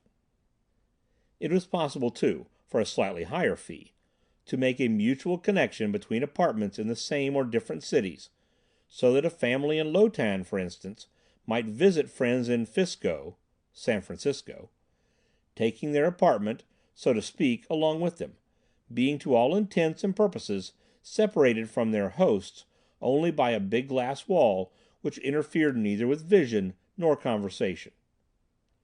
These public view and visitation projectoscopes explain that utter depth of laziness into which the Hans had been dragged by their civilization.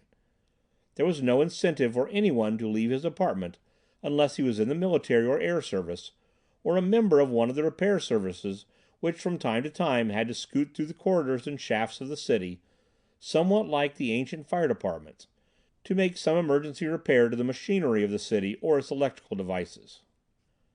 Why should he leave his house?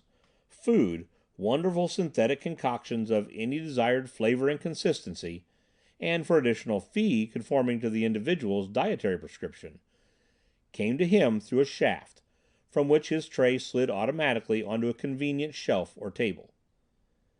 At will he could tune in a theatrical performance of talking pictures. He could visit and talk with his friends. He breathed the freshest of filtered air right in his own apartment, at any temperature he desired, fragrant with the scent of flowers, the aromatic smell of the pine forests, or the salt tang of the ocean, as he might prefer. He could visit his friends at will, and though his apartment might actually be buried many thousand feet from the outside wall of the city, it was none the less an outside one by virtue of its viewplate walls. There was even a tube system, with trunk, branch, and local lines, and an automagnetic switching system, by which articles within certain size limits could be dispatched from any apartment to any other one in the city. The women actually moved about through the city more than the men, for they had no fixed duties. No work was required of them, and though nominally free, their dependence upon the government pension for their necessities, and on their husbands, of the moment, for their luxuries, reduced them virtually to the condition of slaves. Each had her own apartment in the lower city, with but a single small viewplate, very limited visitation facilities, and a minimum credit for food and clothing. This apartment was assigned to her on graduation from the state school in which she had been placed as an infant, and it remained hers so long as she lived, regardless of whether she occupied it or not. At the conclusion of her various marriages she would return there, pending her endeavors to make a new match.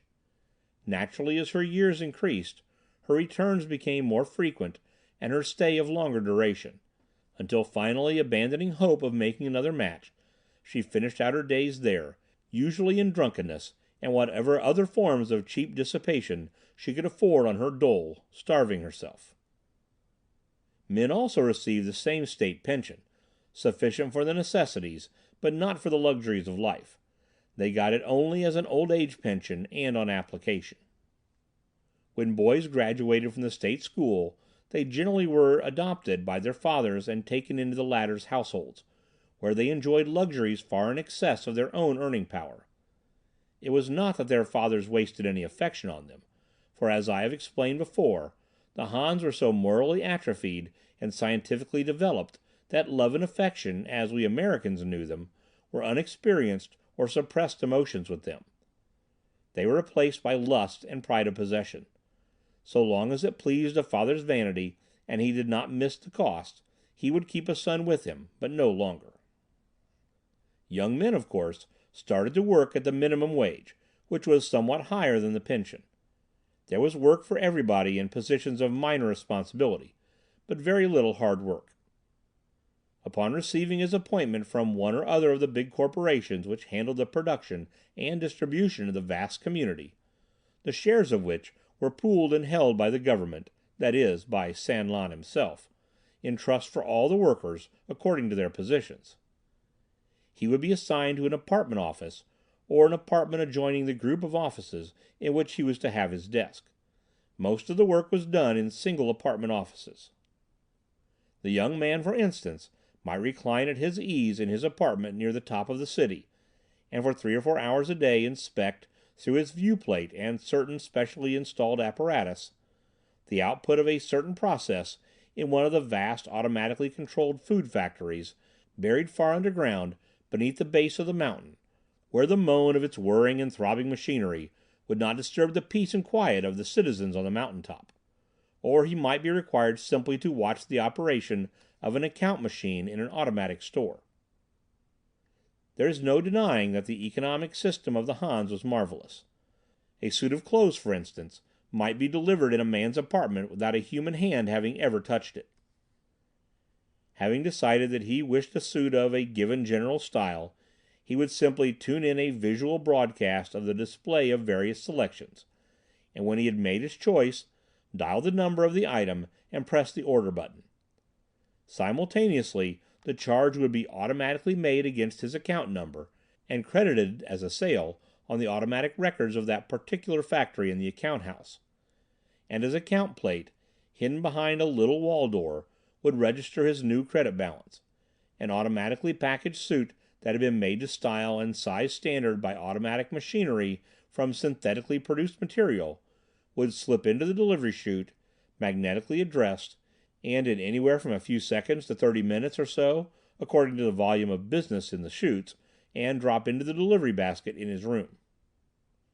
Daily his wages were credited to his account, and monthly his share of the dividends likewise, according to his position, from the Imperial Investment Trust, after deduction of taxes, through the automatic bookkeeping machines, for the support of the city's pensioners and whatever sums San Lan himself had chosen to deduct for personal expenses and gratuities.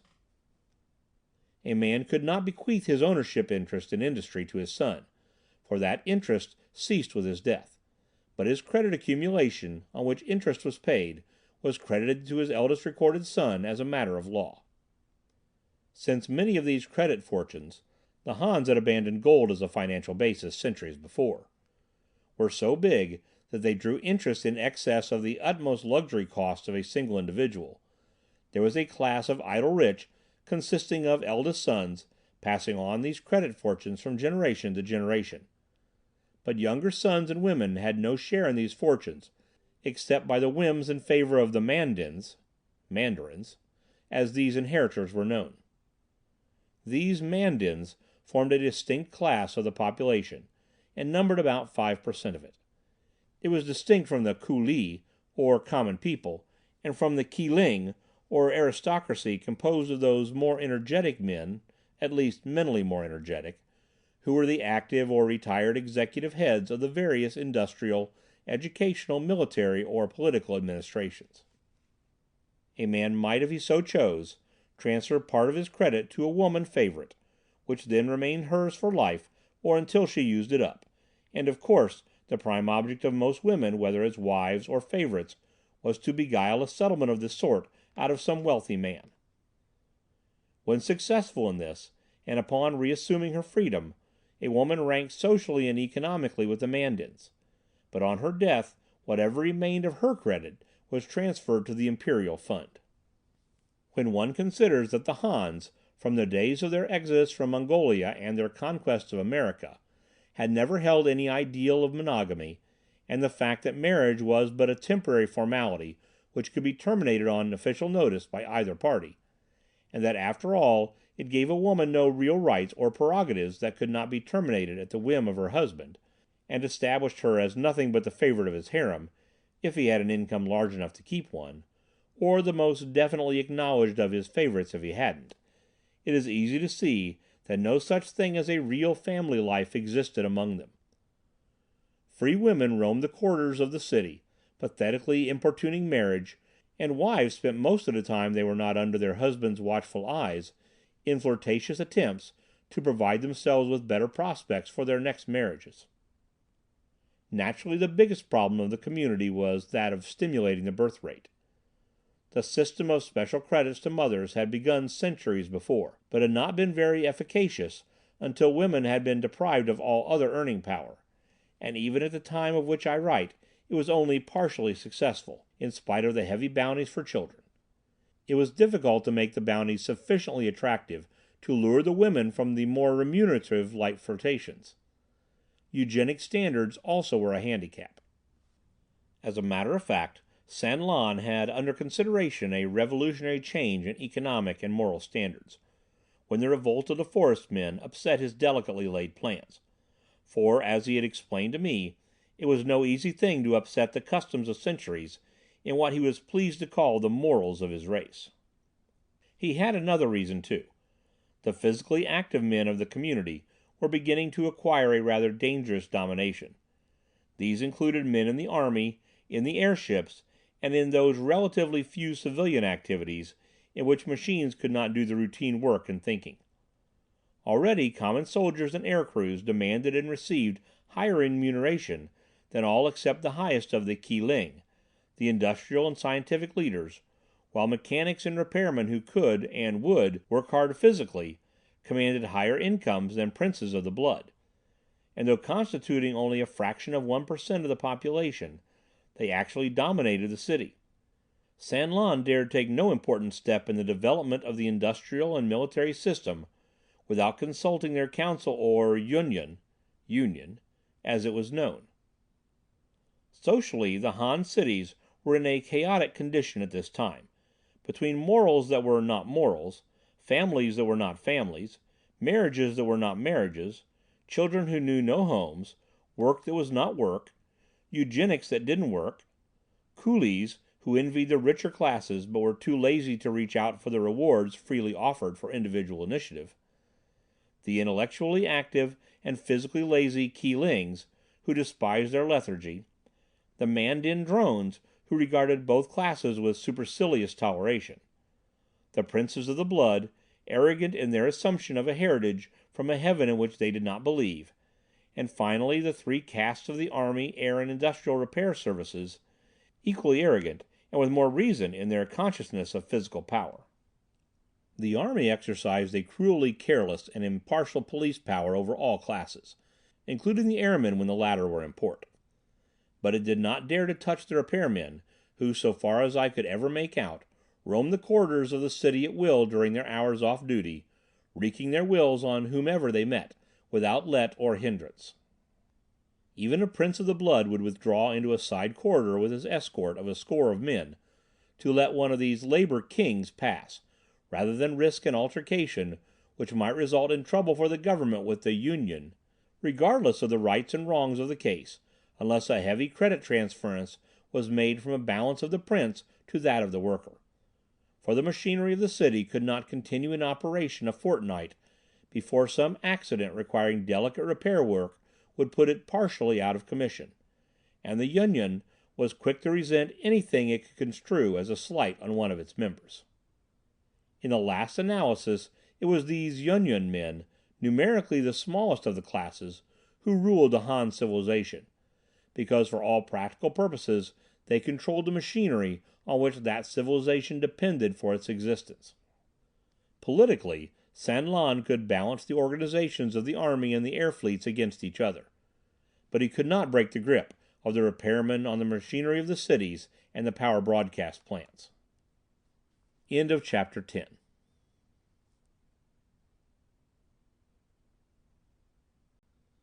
Chapter 11. The Forest Men Attack. Many times during the months I remained prisoner among the Hans, I had tried to develop a plan of escape, but could conceive of nothing which seemed to have any reasonable chance of success. While I was allowed almost complete freedom within the confines of the city, and sometimes was permitted to visit even the military outposts and disintegrator ray batteries in the surrounding mountains, I was never without a guard of at least 5 men under the command of an officer. These men were picked soldiers, and they were armed with powerful though short-range disintegrator ray pistols, capable of annihilating anything within 100 feet. Their vigilance never relaxed. The officer on duty kept constantly at my side, or a couple of paces behind me, while certain of the others were under strict orders never to approach within my reach, nor to get more than 40 feet away from me. The thought occurred to me once to seize the officer at my side and use him as a shield, until I found that the guard were under orders to destroy both of us in such a case. So in this fashion I roamed the city corridors wherever I wished. I visited the great factories at the bottom of the shafts that led to the base of the mountain, where, unattended by any mechanics, great turbines whirred and moaned, giant pistons plunged back and forth, and immense systems of chemical vats, piping and converters automatically performed their functions with the assistance of no human hand, but under the minute television inspection of many perfumed dandies reclining at their ease before viewplates in their apartment offices in the city that clung to the mountain peak far above. There were just 2 restrictions on my freedom of movement. I was allowed nowhere near the power broadcasting station on the peak, nor the complement of it, which was buried 3 miles below the base of the mountain, and I was never allowed to approach within 100 feet of any disintegrator ray machine when I visited the military outposts in the surrounding mountains. I first noticed the escape tunnels one day when I had descended to the lowest level of all, the location of the electronic plant, where machines known as reverse disintegrators, fed with earth and crushed rock by automatic conveyors, subjected this material to the disintegrator ray, held the released electrons captive within their magnetic fields, and slowly refashioned them into supplies of metals and other desired elements. My attention was attracted to the tunnels by the unusual fact that men were busily entering and leaving them. Almost the entire repair force seemed to be concentrated here. Stocky, muscular men they were, with the same modified Oriental countenances as the rest of the Hans, but with a certain ruggedness about them that was lacking in the rest of the indolent population. They sweated as they labored over the construction of magnetic cars evidently designed to travel down these tunnels, automatically laying pipelines for ventilation and temperature control. The tunnels themselves appeared to have been driven with disintegrator rays, which could bore rapidly through the solid rock, forming glassy iridescent walls as they bored, and involving no problem of debris removal. I asked San Lan about it the next time I saw him, for the officer of my guard would give me no information. The supreme ruler of the Han smiled mockingly. "There is no reason why you should not know their purpose," he said, "for you will never be able to stop our use of them. These tunnels constitute the road to a new Han era. Your forest men have turned our cities into traps, but they have not trapped our minds and our powers over nature. We are masters still, masters of the world and of the forest men. You have revolutionized the tactics of warfare with your explosive rockets and your strategy of fighting from concealed positions miles away where we cannot find you with our beams. You have driven our ships from the air, and you may destroy our cities, but we shall be gone. Down these tunnels we shall depart to our new cities, deep underground and scattered far and wide through the mountains. They are nearly completed now. You will never blast us out of these, even with your most powerful explosives, because they will be more difficult for you to find than it is for us to locate a forest gunner somewhere beneath his leafy screen of miles of trees, and because they will be too far underground. But, I objected, man cannot live and flourish like a mole continually removed from the light of day, without the health-giving rays of the sun which man needs. No, San Lan jeered. Wild tribesmen might not be able to, but we are a civilization. We shall make our own sunlight to order in the bowels of the earth. If necessary, we can manufacture our air synthetically, not the germ-laden air of nature, but absolutely pure air. Our underground cities will be heated or refrigerated artificially as conditions may require. Why should we not live underground if we desire? We produce all our needs synthetically.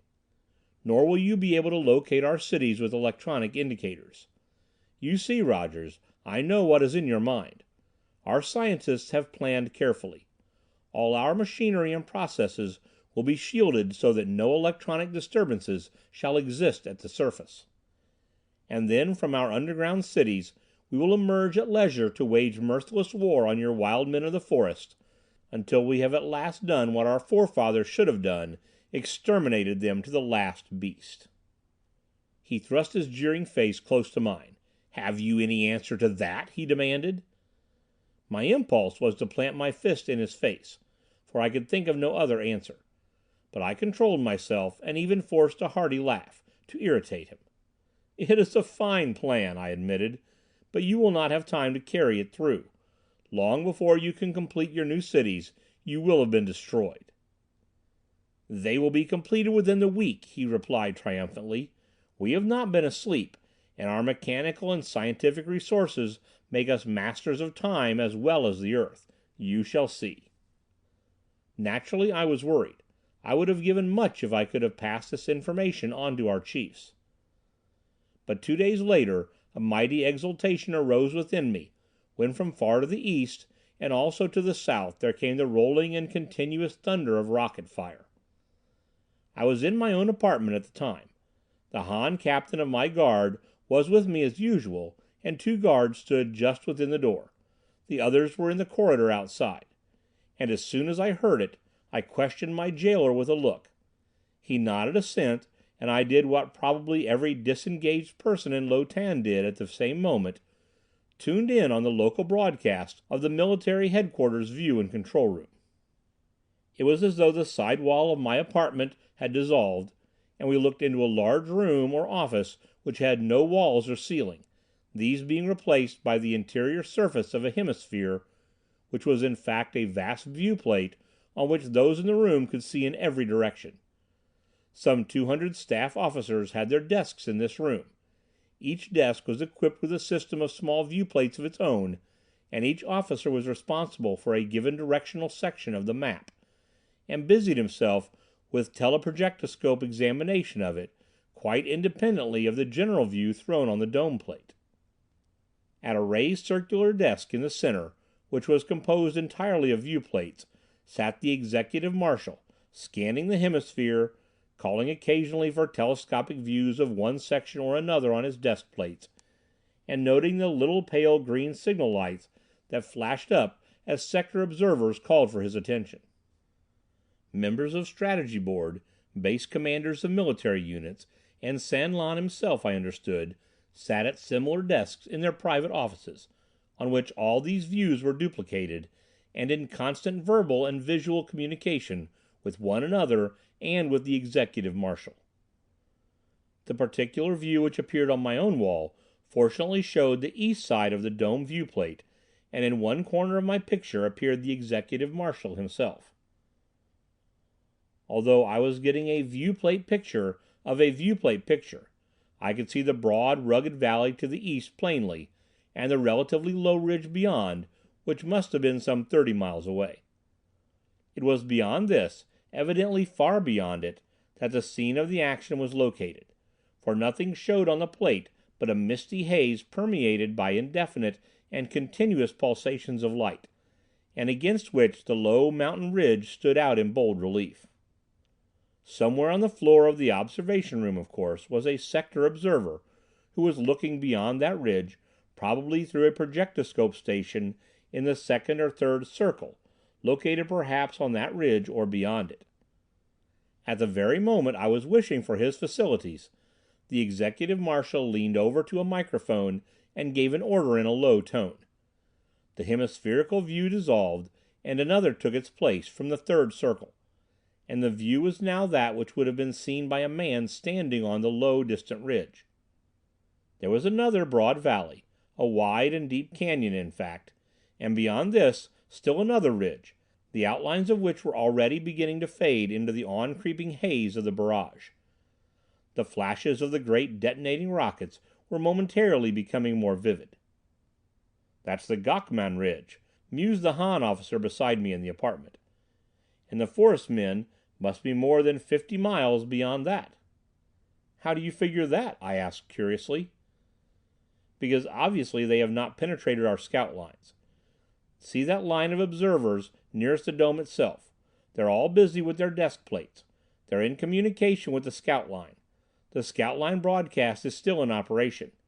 It looks as though the line is still unpierced, but the tribesmen rockets are sailing over and falling this side of it." All through the night the barrage continued. At times it seemed to creep closer and then recede again. Finally it withdrew, pulling back to the American lines, to alternately advance and recede. At last I went to sleep. The Han officer seemed to be a relatively good-natured fellow, for one of his race, and he promised to awake me if anything further of interest took place. He didn't, though. When I awoke in the morning he gave me a brief outline of what had happened. It was pieced together from his own observations and the public news broadcast. End of Chapter 11.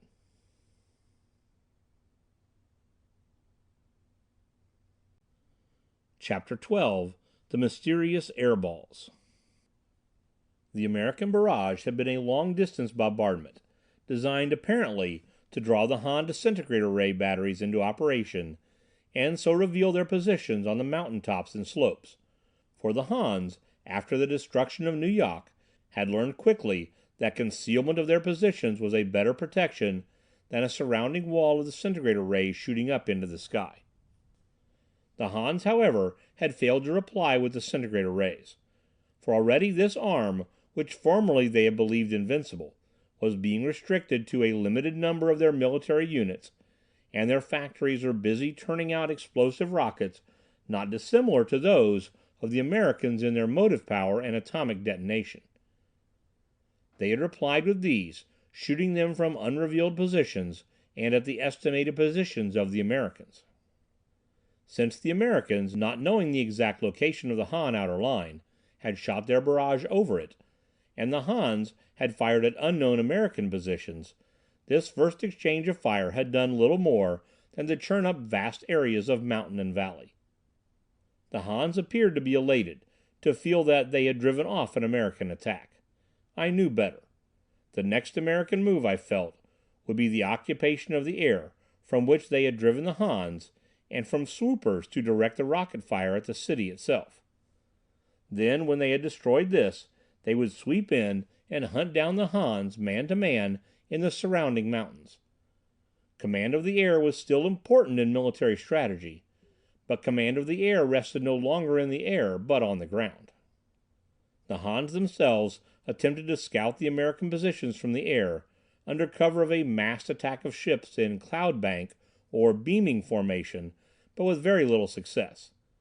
Most of their ships were shot down, and the remainder slid back to the city on sharply inclined repeller rays.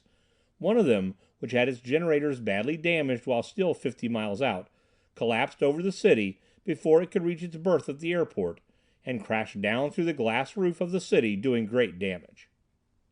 Then followed the air balls, an unforeseen and ingenious resurrection by the Americans of an old principle of air and submarine tactics, through a modern application of the principle of remote control.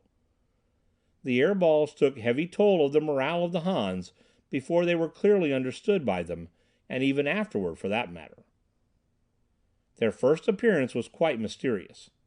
One uneasy night, while the pulsating growl of the distant barrage kept the nerves of the city's inhabitants on edge, there was an explosion near the top of a pinnacle not far from the Imperial Tower. It occurred at the 732nd level, and caused the structure above it to lean and sag, though it did not fall. Repairmen who shot up the shafts a few minutes later to bring new broadcast lamps to replace those which had been shattered, reported what seemed to be a sphere of metal, about 3 feet in diameter, with a 4-inch lens in it, floating slowly down the shaft as though it were some living creature making a careful examination, pausing now and then as its lens swung about like a great single eye. The moment this eye turned upon them, they said, the ball rushed down on them, crushing several to death in its vicious gyrations, and jamming the mechanism of the elevator, though failing to crash through it. Then, said the wounded survivors, it floated back up the shaft, watchfully eyeing them, and slipped off to the side at the wrecked level. The next night several of these air balls were seen, following explosions in various towers and sections of the city roof and walls. In each case, repair gangs were rushed by them and suffered many casualties. On the third night a few of the air balls were destroyed by the repairmen and guards, who now were equipped with disintegrator pistols. This, however, was pretty costly business, for in each case the ray bored into the corridor and shaft walls beyond its target, wrecking much machinery, injuring the structural members of that section, penetrating apartments, and taking a number of lives. Moreover, the air balls, being destroyed, could not be subjected to scientific inspection. After this the explosions ceased, but for many days the sudden appearances of those air balls in the corridors and shafts of the city caused the greatest confusion, and many times they were the cause of death and panic. At times they released poison gases, and not infrequently themselves burst, instead of withdrawing, in a veritable explosion of disease germs, requiring absolute quarantine by the Han medical department. There was an utter heartlessness about the defense of the Han authorities, who considered nothing but the good of the community as a whole, for when they established these quarantines, they did not hesitate to seal up thousands of the city's inhabitants behind hermetic barriers enclosing entire sections of different levels, where, deprived of food and ventilation, the wretched inhabitants died miserably long before the disease germs developed in their systems. At the end of 2 weeks, the entire population of the city was in a mood of panicky revolt. News service to the public had been suspended, and the use of all viewplates and phones in the city were restricted to official communications. The city administration had issued orders that all citizens not on duty should keep to their apartments, but the order was openly flouted, and small mobs were wandering through the corridors, ascending and descending from one level to another, seeking they knew not what, fleeing the air balls which might appear anywhere, and being driven back from the innermost and deepest sections of the city by the military guard. I now made up my mind that the time was ripe for me to attempt my escape.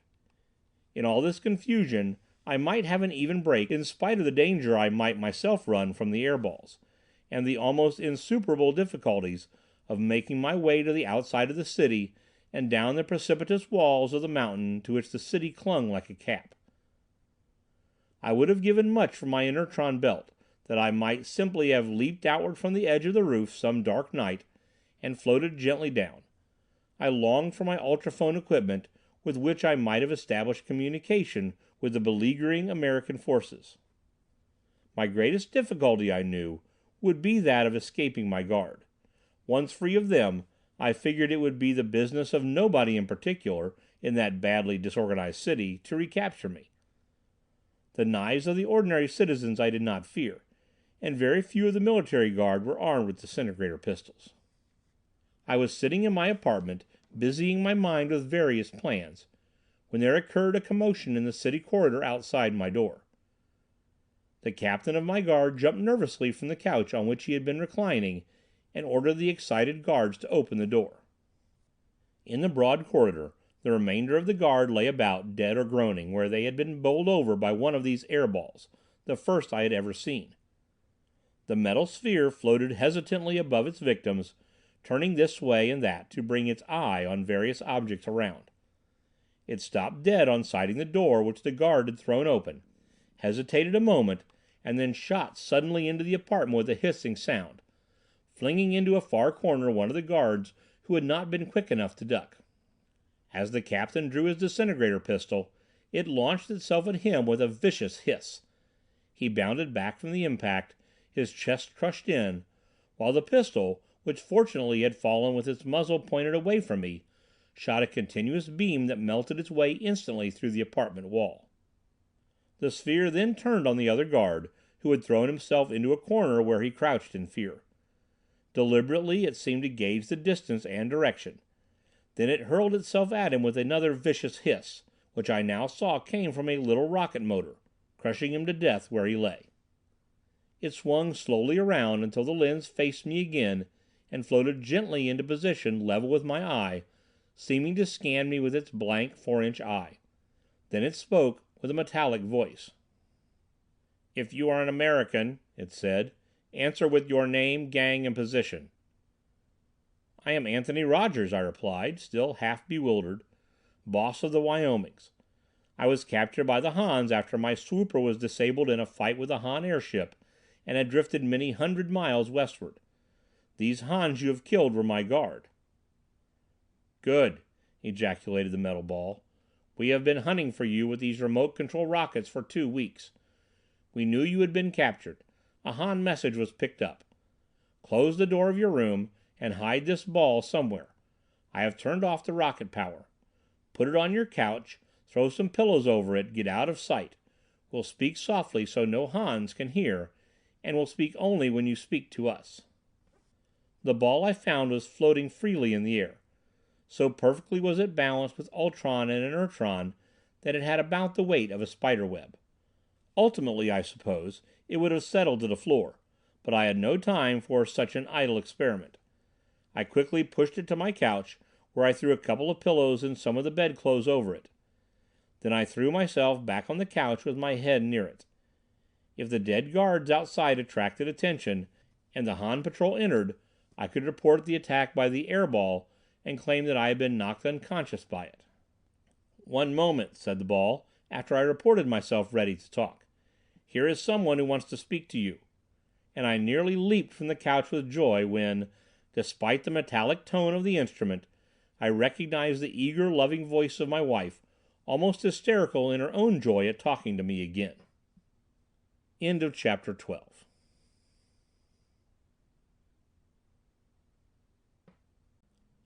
Chapter 13. Escape.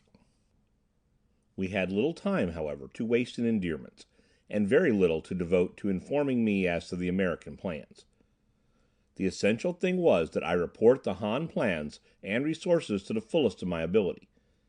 And for an hour or two I talked steadily, giving an outline of all I had learned from San Lan and his counselors, and particularly of the arrangements for drawing off the population of the city to new cities concealed underground, through the system of tunnels radiating from the base of the mountain. And as a result, the Americans determined to speed up their attack. There were, as a matter of fact, only 2 relatively small commands facing the city, Wilma told me, but both of them were picked troops of the new Federal Council. Those to the south were a division of veterans who a few weeks before had destroyed the Han city of St. Louis. On the east were a number of the Colorado gangs and an expeditionary force of our own Wyomings. The attack on Lo Tan was intended chiefly as an attack on the morale of the Hans of the other 12 cities. If there seemed to be a chance of victory, the operations were to be pushed through. Otherwise, the object would be to do as much damage as possible and fade away into the forest if the Hans developed any real pressure with their new infantry and field batteries of rocket guns and disintegrator rays. The air balls were simply miniature swoopers of spherical shape, ultronically controlled by operators at control boards miles away, but who saw on their viewplates whatever picture the ultronic television lens in the sphere itself picked up at the predetermined focus. The main propulsive rocket motor was diametrically opposite the lens, so that the sphere could be steered simply by keeping the picture of its objective centered on the crossed hairlines of the viewplates. The outer shell moved magnetically as desired with respect to the core, which was gyroscopically stabilized. Auxiliary rocket motors enabled the operator to make a sphere move sideways, backward, or vertically. Some of these spheres were equipped with devices which enabled their operators to hear as well as see through their ultronic broadcasts, and most of those which had invaded the interior of Lo-Tan were equipped with speakers, in the hope of finding me and establishing communication. Still others were equipped for two-stage control. That is, the operator control led the vision sphere, and through it watched and steered an air torpedo that traveled ahead of it. The Han airship, or any other target selected by the operator of such a combination, was doomed. There was no escape. The spheres and torpedoes were too small to hit. They could travel with the speed of bullets. They could trail a ship indefinitely, hover a safe distance from their mark, and strike at will. Finally, neither darkness nor smoke screens were any bar to their ultronic vision. The spheres which had penetrated and explored Lo-Tan in their search for me had floated through breaches in the walls and roofs made by their advanced torpedoes. Wilma had just finished explaining all this to me when I heard a noise outside my door. With a whispered warning, I flung myself back on the couch and simulated unconsciousness. When I did not answer the poundings and calls to open, a police detail broke in and shook me roughly. "The air ball," I moaned, pretending to regain consciousness slowly. "It came in from the corridor. Look what it did to the guard. It must have grazed my head. Where is it?" "Gone," muttered the under officer, looking fearfully around. "Yes, undoubtedly gone. These men have been dead some time. And this pistol, the ball got him before he had a chance to use it. See, it has beamed through the wall only here, where he dropped it. Who are you? You look like a tribesman. Oh yes, you're the heaven-born special prisoner. Maybe I ought to beam you right now. Good thing. Everyone would call it an accident. By the Grand Dragon, I will."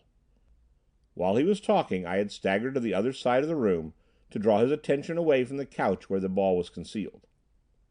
Now suddenly the pillows burst apart, and a blanket with which I had covered the thing streaked from the couch, hitting the man in the small of the back. I could hear his spine snap under the impact. Then it shot through the air toward the group of soldiers in the doorway, bowling them over and sending them shrieking right and left along the corridor.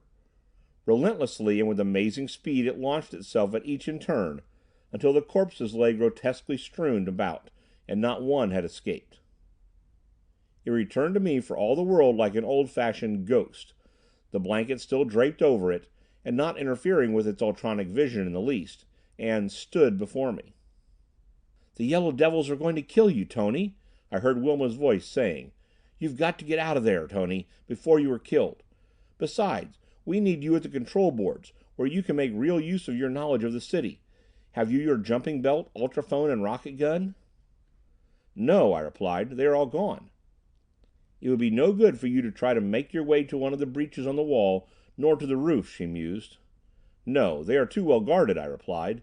"And even if you made a new one at a predetermined spot, I'm afraid the repairmen and the patrol would go to it ahead of me." "Yes, and they would beam you before you could climb inside of a swooper," she added. "I'll tell you what I can do, Wilma," I suggested. "I know my way about the city pretty well. Suppose I go down one of the shafts to the base of the mountain. I think I can get out. It is dark in the valley, so the Hans cannot see me, and I will stand out in the open where your ultroscopes can pick me up. Then a swooper can drop quickly down and get me." "Good," Wilma said. "But take that Hans disintegrator pistol with you, and go right away, Tony. But wrap this ball in something and carry it with you. Just toss it from you if you are attacked. I'll stay at the control board and operate it in case of emergency." So I picked up the ball and pistol, and thrust the hand in which I held it into the loose Han blouse I wore, wrapped the ball in a piece of sheeting, and stepped out into the corridor, hurrying toward the nearest magnetic car station, a couple of 100 feet down the corridor, for I had to cross nearly the entire width of the city to reach the shaft that went to the base of the mountain. I thanked Providence for the perfection of the Han mechanical devices when I reached the station. The automatic checking system of these cars made station attendants unnecessary. I had only to slip the key I had taken from the dead Han officer into the account charting machine at the station to release a car. Pressing the proper combinations of main and branch line buttons, I seated myself, holding the pistol ready but concealed beneath my blouse. The car shot with rapid acceleration down the narrow tunnel.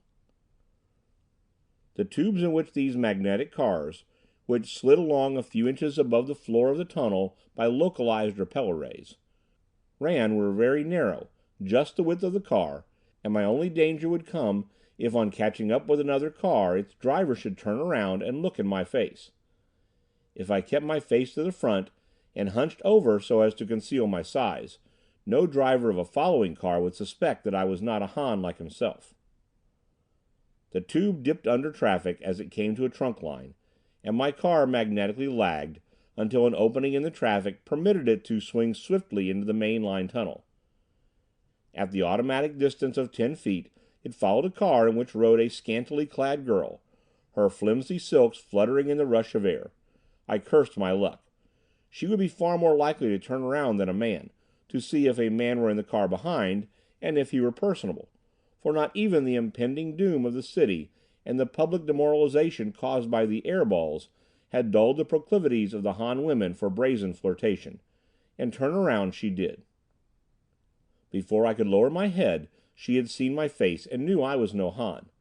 I saw her eyebrows arch in surprise, but she seemed puzzled rather than scared. Before she could make up her mind about me, however, her car had swung out of the main tunnel on its predetermined course, and my own automatically was closing up the gap to the car ahead. The passenger in this one wore the uniform of a medical officer, but he did not turn around before I swung out of the main traffic to the little station at the head of the shaft. This particular shaft was intended to serve the very lowest levels exclusively, and since its single car carried nothing but express traffic, it was used only by repairmen and other specialists who occasionally had to descend to those levels. There were only 3 people on the little platform, which reminded me very much of the subway stations of the 20th century. 2 men and a girl stood facing the gate of the shaft, waiting for the car to return from below. One of these was a soldier, apparently off duty, for though he wore the scarlet military coat, he carried no weapons other than his knife. The other man wore nothing but sandals and a pair of loose short pants of some heavy and serviceable material. I did not need to look at the compact toolkit and the ray machines attached to his heavy belt, nor the gorgeously jeweled armlet and diadem that he wore to know him for a repairman. The girl was quite scantily clad, but wore a mask, which was not unusual among the Han women when they went forth on their flirtatious expeditions, and there was something about the sinuous grace of her movements that seemed familiar to me. She was making desperate love to the repairman, whose attitude toward her was that of pleased but lofty tolerance. The soldier, who was seeking no trouble, occupied himself strictly with his own thoughts and paid little attention to them. I stepped from my car, still carrying my bundle in which the air ball was concealed, and the car shot away as I threw the release lever over. Not so successful as the soldier in simulating lack of interest in the amorous girl and her companion, I drew from the latter a stare of haughty challenge, and the girl herself turned to look at me through her mask. She gasped as she did so, and shrank back in alarm, and I knew her then in spite of her mask. She was the favorite of the Heaven-born himself. "Nowlan!" I exclaimed before I could catch myself. At the mention of her name, the soldier's head jerked up quickly, and the girl herself gave a little cry of terror, shrinking against her burly companion. This would mean death for her if it reached the ears of her lord. And her companion, arrogant in his immunity as a repairman, hesitated not a second. His arm shot out toward the soldier, who was nearer to him than I. There was the flash of a knife blade, and the soldier sagged on his feet, then tumbled over like a sack of potatoes. And before my mind had grasped the danger, he had swept the girl aside and was springing at me. That I lived for a moment even was due to the devotion of my wife Wilma, who somewhere in the mountains to the east was standing loyally before the control board of the airball I carried. For even as the Han leapt at me, the bundle containing the airball which I had placed at my feet shot diagonally forward, catching the fellow in the middle of his leap, hurling him back against the grilled gate of the elevator shaft and pinning his lifeless body there. An instant the girl gazed in speechless horror at what had been her secret lover, then she threw herself at my feet, writhing and shrieking in terror. At this moment the elevator shot to a sudden stop behind the grill, and prepared for the worst, I faced it, disintegrator pistol raised. But I lowered the pistol at once with a sigh of relief. The elevator was empty. For a moment I considered. I dared not leave either of these bodies nor the girl behind in descending the shaft. At any moment other passengers might glide out of the tunnel to take the elevator and give an alarm. So I played the beam of the pistol for an instant on the two dead bodies. They vanished, of course, into nothingness, as did part of the station platform. The damage to the platform, however, would not necessarily be interpreted as evidence of a prisoner escaping. Then I threw open the elevator gate, dragging Nowlan into the car and stifling her hysterical shrieks, pressed the button that caused it to shoot downward. In a few moments I stepped out several thousand feet below into a shaft that ran toward one of the valley gates. The pistol again became serviceable, this time for the destruction of the elevator, thus blocking any possible pursuit, yet without revealing my flight. Nowlan fought like a cat, but despite her writhing, scratching and biting, I bound and gagged her with her own clothing, and left her lying in the tunnel while I stepped in a car and shot toward the gate. As the car glided swiftly along the brilliantly lit but deserted tunnel, I conversed again with Wilma through the metallic speaker of the airball. "The only obstacle now," I told her, "is the massive gate at the end of the tunnel. The gate guard, I think, is posted both outside and inside the gate." "In that case, Tony," she replied, "I will shoot the ball ahead and blow out the gate. When you hear it bump against the gate, throw yourself flat in the car, for an instant later I will explode it. Then you can rush through the gate into the night. Scout ships are now hovering above, and they will see you with their ultroscopes, though the darkness will leave you invisible to the Hans." With this the ball shot out of the car and flashed away, down the tunnel ahead of me. I heard a distant metallic thump, and crouched low in the speeding car, clapping my hands to my ears. The heavy detonation which followed struck me like a blow, and left me gasping for breath. The car staggered like a living thing that had been struck, then gathered speed again, and shot forward toward the gaping black hole where the gate had been. I brought it to a stop at the pile of debris, and climbed through this to freedom in the night. Stumblingly I made my way out into the open and waited. Behind, and far above me on the mountain peak, the lights of the city gleamed and flashed, while the iridescent beams of countless disintegrator ray batteries on surrounding mountain peaks played continuously and nervously, crisscrossing the sky above it. Then with a swish, a line dropped out of the sky, and a little seat rested on the ground beside me. I climbed into it, and without further ado was whisked up into the swooper that floated a few hundred feet above me. An hour later I was deposited in a little forest glade where the headquarters of the Wyoming gang were located, and was greeted with a frantic disregard for decorum by the deputy boss of the Wyomings, who rushed upon me like a whirlwind, laughing, crying, and whispering endearments all in the same breath, while I squeezed her, Wilma, my wife, until at last she gasped for mercy. End of chapter 13.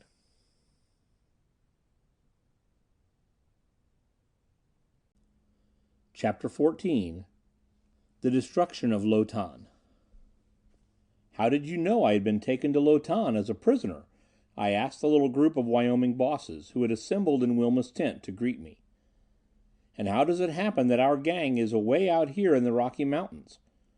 I had expected after the fall of Nu-Yok that you would join the forest ring around Buffalo I called it in the 20th century, or the forces beleaguering Boston." They explained that my encounter with the Han airship had been followed carefully by several scopemen. They had seen my swooper shoot skyward out of control, and had followed it with their ultronoscopes until it had been caught in a gale at high level and wafted swiftly westward. Ultronophone warnings had been broadcast, asking Western gangs to rescue me if possible. Few of the gangs west of the Alleghenies, however, had any swoopers, and though I was frequently reported, no attempts could be made to rescue me. Scope men had reported my capture by the Han ground post, and my probable incarceration in Lotan. The Rocky Mountain gangs, in planning their campaign against Lotan, and Wilma had led the Wyoming veterans westward, though the other eastern gang had divided their aid between the armies before Buffalo and Boston. The heavy bombardment which I had heard from Lotan, they told me, was merely a test of the enemy's tactics and strength. But it accomplished little other than to develop that the Hans had the mountains and peaks thickly planted with rocket gunners of their own. It was almost impossible to locate these gun posts, for they were well camouflaged from air observation and widely scattered, nor did they reveal their positions when they went into action as did their ray batteries. The Hans apparently were abandoning their rays except for air defense. I told what I knew of the Han plans for abandoning the city and their escape tunnels. On the strength of this, a general council of gang bosses was called. This council agreed that immediate action was necessary, for my escape from the city probably would be suspected, and San Lan would be inclined to start an exodus at once. As a matter of fact, the destruction of the city presented no real problem to us at all. Explosive airballs could be sent against any target under a control that could not be better were their operators riding within them, and with no risk to the operators. When a ball was exploded on its target by the operator, or destroyed by accident, he simply reported the fact to the supply division, and a fresh one was placed on the jump-off, tuned to his controls. To my own gang, the Wyomings, the council delegated the destruction of the escape tunnels of the enemy. We had a comfortably located camp in a wooded canyon, some 130 miles northeast of the city, with about 500 men, most of whom were bayonet gunners, 350 girls as long gunners and control board operators, 91 control boards, and about 250 5-foot inertron-protected airballs, of which 200 were of the explosive variety. I ordered all control boards manned, taking number 1 myself, and instructed the others to follow my lead in single file, at the minimum interval of safety, with their projectiles set for signal rather than contact detonation. In my mind I paid humble tribute to the ingenuity of our engineers, as I gently twisted the lever that shot my projectile vertically into the air from the jump-off clearing some half-mile away. The control board before me was a compact contrivance, about 5 feet square. The center of it contained a 4-foot viewplate. Whatever view was picked up by the ultronoscope eye of the airball was automatically broadcast on an accurate tuning channel to this viewplate by the automatic mechanism of the projectile. In turn, my control board broadcast the signals which automatically controlled the movements of the ball. Above and below the viewplate were the pointers and the swinging needles which indicated the speed and angle of vertical movement, the altimeter, the directional compass, and the horizontal speed and distance indicators. At my left hand was the lever by which I could set the eye for penetrative, normal, or varying degrees of telescopic vision, and at my right the universally jointed stick, much like the joystick of the ancient airplanes, with its speed control button on the top, with which the ball was directionally pointed and controlled. The manipulation of these levers I had found, with a very little practice, most instinctive and simple. So, as I have said, I pointed my projectile straight up and let it shoot to the height of 2 miles.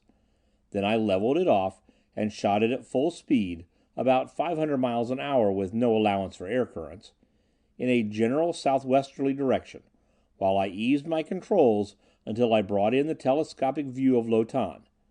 I centered the picture of the city on the crossed hairlines in the middle of my viewpoint and watched its image grow.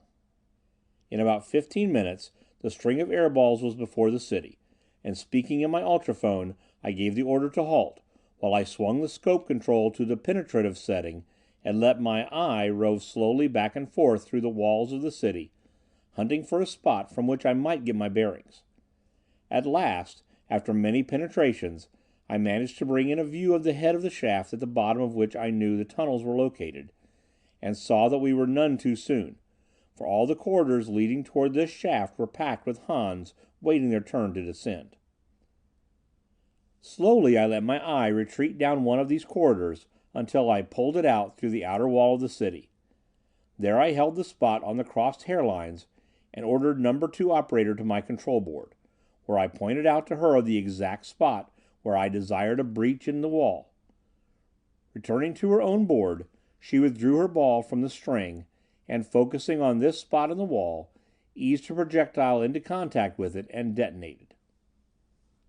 The atomic force of the explosion shattered a vast section of the wall, and for the moment I feared I had balked my own game by not having provided a less powerful projectile. After some fumbling, however, I was able to maneuver my ball through a gap in the debris and find the corridor I was seeking. Down this corridor I sent it at the speed of a 20th century bullet, that is to say, about half speed, to spare myself the sight of the slaughter as it cut a swath down the closely packed column of the enemy. If there were any it did not kill, I knew they would be taken care of by the other balls in the string which would follow. I had to slow it up, however, near the head of the shaft to take my bearings, and a sea of evil faces, contorted with livid terror, looked at me from my viewplate. But not even the terror could conceal the hate in those faces, and there arose in my mind the picture of their long centuries of ruthless cruelty to my race, and the hopelessness of changing the tigerish nature of the Hans.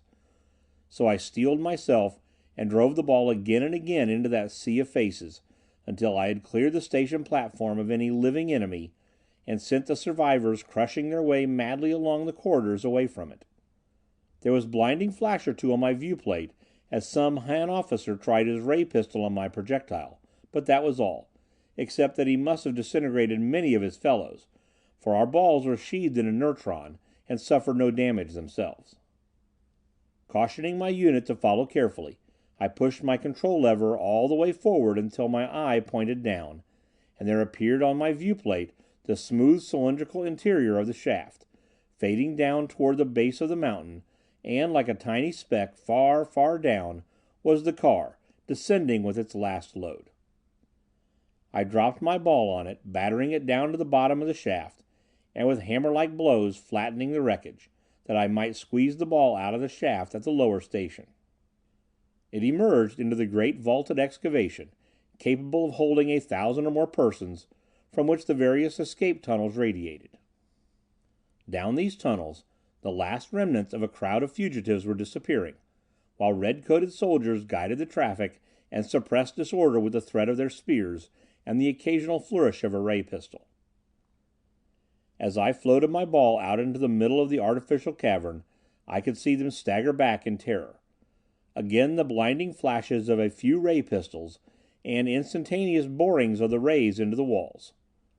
The red coats nearest the escape tunnels fled down them in panic. Those whose escape I blocked dropped their weapons and shrank back against the smooth, iridescent green walls.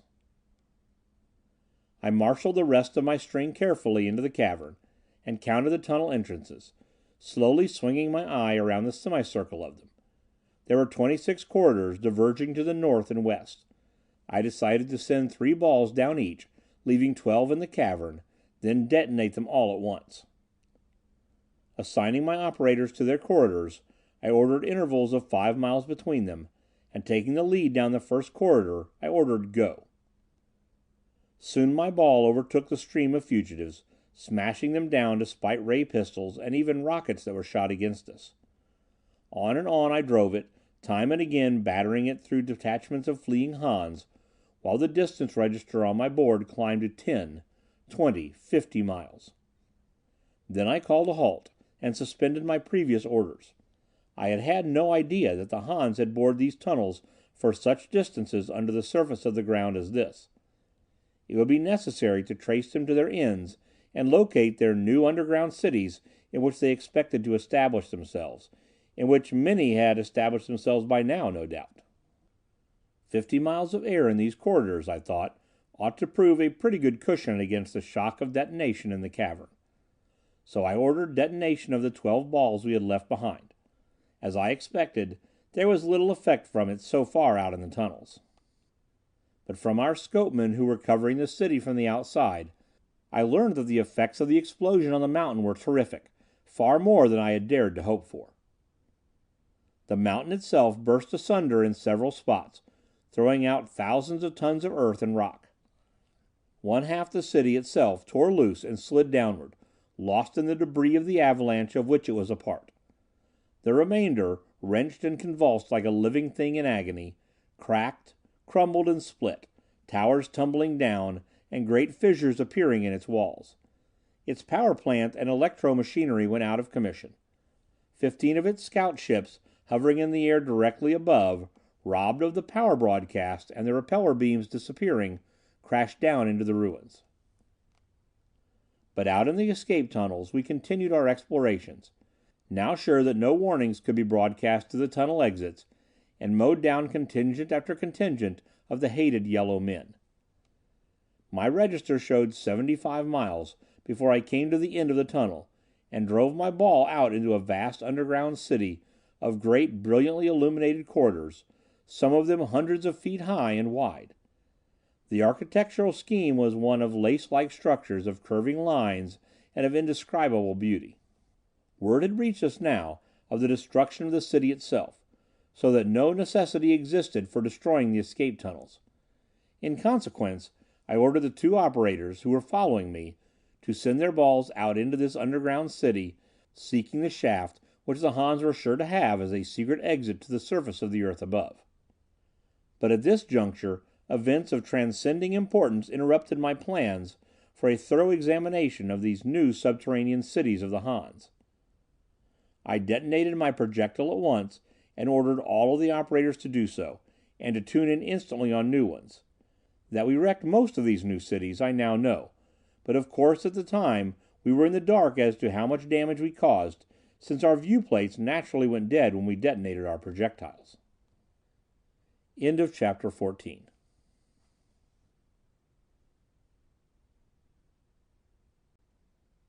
Chapter 15. The Counterattack. The news which caused me to change my plans was grave enough.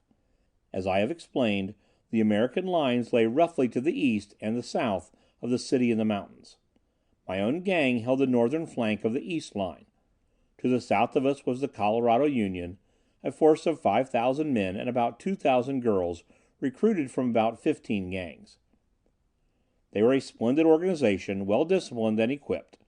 Their posts, rather widely distributed, occupied the mountain tops and other points of advantage to a distance of about 150 miles to the south. There the line turned east, and was held by the gangs which had come up from the south. Now simultaneously with the reports from my scouts that a large Han land force was working its way down on us from the north, and threatening to outflank us, came word from Jim Howell, big boss of the Colorado Union, and the commander-in-chief of our army, that another large Han force was to the southwest of our western flank. And in addition, it seemed, most of the Han military forces at Lo Tan had been moved out of the city and advanced toward our lines before our airball attack. The situation would not have been in the least alarming if the Hans had had no better arms to fight with than their disintegrator rays, which naturally revealed the locations of their generators the second the visible beams went into play, and their airships, which we had learned how to bring down first from the air and now from the ground through Ultrono-controlled projectiles. But the Hans had learned their lesson from us by this time. Their electrono-chemists had devised atomic projectiles, rocket-propelled, very much like our own, which could be launched in a terrific barrage without revealing the locations of their batteries, and they had equipped their infantry with rocket guns not dissimilar to ours. This division of their army had been expanded by general conscription. So far as ordnance was concerned, we had little advantage over them, though tactically we were still far superior, for our jumping belts enabled our men and girls to scale otherwise inaccessible heights, conceal themselves readily in the upper branches of the giant trees, and gave them a general all-around mobility the enemy could not hope to equal. We had the advantage, too, in our ultronophones and scopes, in a field of energy which the Hans could not penetrate, while we could cut in on their electrono, or as I would have called it in the 20th century, radio broadcasts. Later reports showed that there were no less than 10,000 Hans in the force to our north, which evidently was equipped with a portable power broadcast, sufficient for communication purposes and the local operation of small scout ships, painted a green which made them difficult to distinguish against the mountain and forest backgrounds. These ships just skimmed the surface of the terrain, hardly ever outlining themselves against the sky. Moreover, the Han commanders wisely had refrained from massing their forces. They had developed over a very wide and deep front in small units, well scattered, which were driving down the parallel valleys and canyons like spearheads. Their communications were working well too, for our scouts reported their advance as well restrained, and maintaining a perfect front as between valley and valley, with a secondary line of heavy batteries moved by small airships from peak to peak, following along the ridges somewhat behind the valley forces. Hallwell had determined to withdraw our southern wing, pivoting it back to face the outflanking Han force on that side, which had already worked its way well down in back of our line. In the ultronophone council, which we held at once, each boss tuning in on Hallwell's band, though remaining with his unit, Wilma and I pleaded for a vigorous attack rather than a defensive maneuver. Our suggestion was to divide the American forces into 3 divisions, with all the swoopers forming a special reserve, and to advance with a rush on the 3 Han forces behind a rolling barrage. But the best we could do was to secure permission to make such an attack with our Wyomings, if we wished, to serve as a diversion while the lines were reforming, and 2 of the southern gangs on the west flank, which were eager to get at the enemy, received the same permission. The rest of the army fumed at the caution of the council, but it spoke well for their discipline that they did not take things in their own hands, for in the eyes of these forest men who had been hounded for centuries, the chance to spring at the throats of the Hans outweighed all other considerations. So as the council signed off, Wilma and I turned to the eager faces that surrounded us and issued our orders. In a moment the air was filled with leaping figures, as the men and girls shot away over the treetops and up the mountainsides in the deployment movement. A group of our engineers threw themselves headlong toward a cave across the valley, where they had rigged out a powerful electrono plant operating from atomic energy. And a few moments later, the little portable receiver, the intelligence boss used to pick up the enemy messages, began to emit such ear-splitting squeals and howls that he shut it off. Our heterodyne, or radio-scrambling broadcast, had gone into operation, emitting impulses of constantly varying wavelength over the full broadcast range and heterodyning the Han communications into futility. In a little while, our scouts came leaping down the valley from the north, and our airballs now were hovering above the Han lines, operators at the control boards nearby painstakingly picking up the pictures of the Han squads struggling down the valleys with their comparatively clumsy weapons. As fast as the airball scopes picked out these squads, their operators, each of whom was in ultronophone communication with a girl long gunner at some point in our line, would inform her of the location of the enemy unit, and the latter, after a bit of mathematical calculation, would send a rocket into the air which would come roaring down on or very near that unit and wipe it out. But for all of that, the number of the Han squads were too much for us, and for every squad we destroyed, 50 advanced. And though the lines were still several miles apart in most places, and in some cases with mountain ridges intervening, the Han fire control began to sense the general location of our posts, and things became more serious as their rockets too began to hiss down and explode here and there in our lines, not infrequently killing or maiming one or more of our girls. The men, our bayonet gunners, had not as yet suffered, for they were well in advance of the girls, under strict orders to shoot no rockets, nor in any way reveal their positions, so the Han rockets were going over their heads. The Hans in the valleys now were shooting diagonal barrages up the slopes toward the ridges, where they suspected we would be most strongly posted, thus making a crossfire up the 2 sides of a ridge, while their heavy batteries, somewhat in the rear, shot straight along the tops of the ridges. But their valley forces were getting out of alignment a bit by now, owing to our heterodyne operations. I ordered our swoopers, of which we had 5, to sweep above the ridges and destroy the Han batteries. Up in the higher levels, where they were located, the Hans had little cover. A few of their small rep ray ships rose to meet our swoopers, but were battered down. One swooper they brought to Earth with a disintegrator ray beam by creating a vacuum beneath it, but they did it no serious damage, for its fall was a light one. Subsequently it did tremendous damage, clearing off an entire ridge. Another swooper ran into a catastrophe that had one chance in a million of occurring. It hit a heavy Han rocket nose to nose. Inertron sheathing and all, it was blown into powder. But the others accomplished their jobs excellently. Small two-man ships, streaking straight at the Hans at between 600 and 700 miles an hour, they could not be hit except by sheer amazing luck, and they showered their tiny but powerful bombs everywhere as they went. At the same instant I ordered the girls to cease sharpshooting and lay their barrages down in the valleys, with their long guns set for maximum automatic advance, and to feed the reservoirs as fast as possible, while the bayonet gunners leaped along close behind this barrage. Then, with a 20th century urge to see with my own eyes rather than through a viewplate, and to take part in the action, I turned command over to Wilma and leaped away, 50 feet a jump, up the valley toward the distant flashes and rolling thunder. End of chapter 15.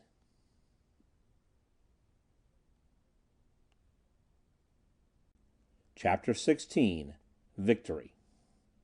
I had gone 5 miles, and had paused for a moment halfway up the slope of the valley to get my bearings, when a figure came hurtling through the air from behind and landed lightly at my side. It was Wilma. "I put Bill Hearn in command and followed, Tony. I won't let you go into that alone. If you die, I do too. Now don't argue, dear. I'm determined." So together we leaped northward again toward the battle, and after a bit we pulled up close behind the barrage. Great blinding flashes, like a continuous wall of gigantic fireworks, receded up the valley ahead of us, sweeping ahead of it a seething, tossing mass of debris that seemed composed of all nature, tons of earth, rocks, and trees. Ever and anon, vast sections of the valley sides would loosen and slide into the valley. And leaping close behind this barrage, with a reckless skill and courage that amazed me, our bayonet gunners appeared in a continuous series of flashing pictures, outlined in mid-leap against the wall of fire. I would not have believed it possible for such a barrage to pass over any of the enemy and leave them unscathed. But it did. For the Hans, operating small disintegrator beams from local or field broadcast, frantically bored deep slanting holes in the earth as the fiery tides of explosions rolled up the valleys toward them, and into these probably half of their units were able to throw themselves and escape destruction. But dazed and staggering, they came forth again, only to meet death from the terrible ripping, slashing, cleaving weapons in the hands of our leaping bayonet gunners. Thrust, cut, crunch, slice, thrust. Up and down with vicious, tireless, flashing speed swung the bayonets and axe-bladed butts of the American gunners as they leaped and dodged ever forward toward new opponents. Weakly and ineffectually the red-coated Han soldiery thrust at them with spears, flailing with their short swords and knives, or whipping about their ray pistols. The forest men were too powerful, too fast in their remorselessly efficient movement. With a shout of unholy joy, I gripped the bayonet gun from the hands of a gunner whose leg had been whisked out of existence beneath him by a pistol ray, and leaped forward into the fight, launching myself at a red-coated officer who was just stepping out of a wormhole. Like a shriek of the Valkyrie, Wilma's battle cry rang in my ear as she, too, shot herself like a rocket at a red-coated figure. I thrust with every ounce of my strength. The Han officer, grinning wickedly as he tried to raise the muzzle of his pistol, threw himself backward as my bayonet ripped the air under his nose, but his grin turned instantly to sickened surprise as the up-cleaving axe blade on the butt of my weapon caught him in the groin, half bisecting him. And from the corner of my eye I saw Wilma bury her bayonet in her opponent, screaming in ecstatic joy. And so in a matter of seconds we found ourselves in the front rank, thrusting, cutting, dodging, leaping, along behind that blinding and deafening barrage in a veritable whirlwind of fury, until it seemed to me that we were exulting in a consciousness of excelling even that tide of destruction in our merciless efficiency. At last we became aware, but in a vague sort of way at first, that no more redcoats were rising up out of the ground to go down again before our swirling, swinging weapons. Gradually we paused, looking about in wonder. Then the barrage ceased, and the sudden absence of the deafening roll and the wall of light in themselves deafened and blinded us. I limped weakly toward the spot where, hazily, I spied Wilma, now drooping and swaying on her feet, supported as she was by her jumping belt, and caught her in my arms just as she was sinking gently to the ground. All around us the weary warriors, crimson now with the blood of the enemy, were sinking to the ground in exhaustion. And as I too sank down, clutching in my arms the unconscious form of my warrior wife, I began to hear through my helmet phones the exultant report of headquarters. Our attack had swept straight through the enemy's sector, completely annihilating everything except a few hundred of his troops on either flank. And these, in panic and terror, had scattered wildly in flight. We had wiped out a force more than 10 times our own number. The right flank of the American army was saved, and already the Colorado Union, from behind us, was leaping around in a great circling movement, closing in on the Han force that was advancing from the ruins of Lo-Tan. Far away to the southwest, the southern gangs, reinforced in the end by the bulk of our left wing, had struck straight at the enveloping Han force, shattering it like a thunderbolt, and at present were busily hunting down and destroying its scattered remnants. But before the Colorado Union could complete the destruction of the central division of the enemy, the despairing Hans saved them the trouble. Company after company of them, knowing that no escape was possible, lined up in the forest glades and valleys, while their officers swept them out of existence by the hundreds with their ray pistols, which they then turned on themselves. And so the fall of Lo-Tan was accomplished.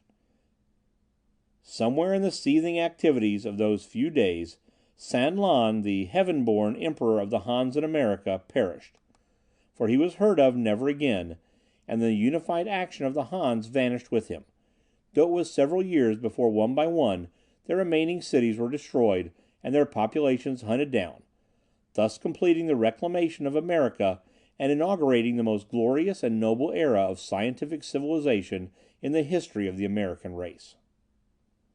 As I look back on those emotional and violent years from my present vantage point of declining existence in an age of peace and goodwill toward all mankind, they do seem savage and repellent. Then there flashes into my memory the picture of Wilma, now long since gone to her rest, as, screaming in an utter abandon of merciless fury, she threw herself recklessly, exultantly into the thick of that wild, relentless slaughter, and my mind can find nothing savage nor repellent about her. If I, product of the relatively peaceful 20th century, was so completely carried away by the fury of that war, intensified by centuries of unspeakable cruelty on the part of the yellow men who were mentally gods and morally beasts, shall I be shocked at the bloodthirstiness of a mate who was, after all, but a normal girl of that day, and who, girl as she was, never for a moment faltered in the high courage with which she threw herself into that combat, responding to the passionate urge for freedom in her blood that not 5 centuries of inhuman persecution could subdue? Had the Hans been raging tigers, or slimy, loathsome reptiles, would we have spared them? And when in their centuries of degradation they had destroyed the souls within themselves, were they in any way superior to tigers or snakes? To have extended mercy would have been suicide. In the years that followed, Wilma and I traveled nearly every nation on the earth which had succeeded in throwing off the Han domination, spurred on by our success in America, and I never knew her to show to the men or women of any race anything but the utmost of sympathetic courtesy and consideration, whether they were the noble brown-skinned Caucasians of India, the sturdy Balkanites of southern Europe, or the simple, spiritual blacks of Africa, today one of the leading races of the world, although in the 20th century we regarded them as inferior. This charity and gentleness of hers did not fail even in our contacts with the non-Han Mongolians of Japan and the coast provinces of China. But that monstrosity among the races of men, which originated as a hybrid somewhere in the dark fastnesses of interior Asia, and spread itself like an inhuman yellow blight over the face of the globe, for that race, like all of us, she felt nothing but horror and the irresistible urge to extermination. Latterly, our historians and anthropologists find much support for the theory that the Hans sprang from a genus of human-like creatures that may have arrived on this earth with a small planet or large meteor, which is known to have crashed in interior Asia late in the 20th century, causing certain permanent changes in the Earth's orbit and climate. Geological convulsions blocked this section off from the rest of the world for many years, and it is an historical fact that Chinese scientists, driving their explorations into it on a somewhat later period, met the first wave of the oncoming Hans. The theory is that these creatures, and certain queer skeletons have been found in the Asiatic bull, with a mental superdevelopment, but a vacuum in place of that intangible something we call a soul, mated forcibly with the Tibetans, thereby strengthening their physical structure to almost the human normal, adapting themselves to earthly speech and habits, and in some strange manner intensifying even further their mental powers.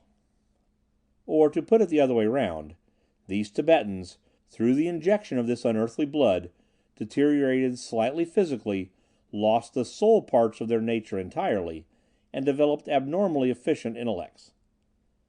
However, through the centuries that followed, as the Hans spread over the face of the earth, this unearthly strain in them not only became more dilute, but lost its potency, and in the end the poison of it submerged the power of it, and Earth's mankind came again into possession of its inheritance. How all this may be, I do not know. It is merely a hypothesis over which the learned men of today quarrel. But I do know that there was something inhuman about these Hans, and I had many months of intimate contact with them, and with their Emperor in America. I can vouch for the fact that even in his most friendly and human moments there was an inhumanity, or perhaps unhumanity, about him that aroused in me that urge to kill. But whether or not there was in these people blood from outside this planet, the fact remains that they have been exterminated, that a truly human civilization reigns once more, and that I am now a very tired old man, waiting with no regrets for the call which will take me to another existence. There it is my hope and my conviction that my courageous mate of those bloody days waits for me with loving arms. End of chapter 16. Recording by Alan Winterrowd. Audio.boomcoach.com. End of the Airlords of Han by Philip Francis Nowlan.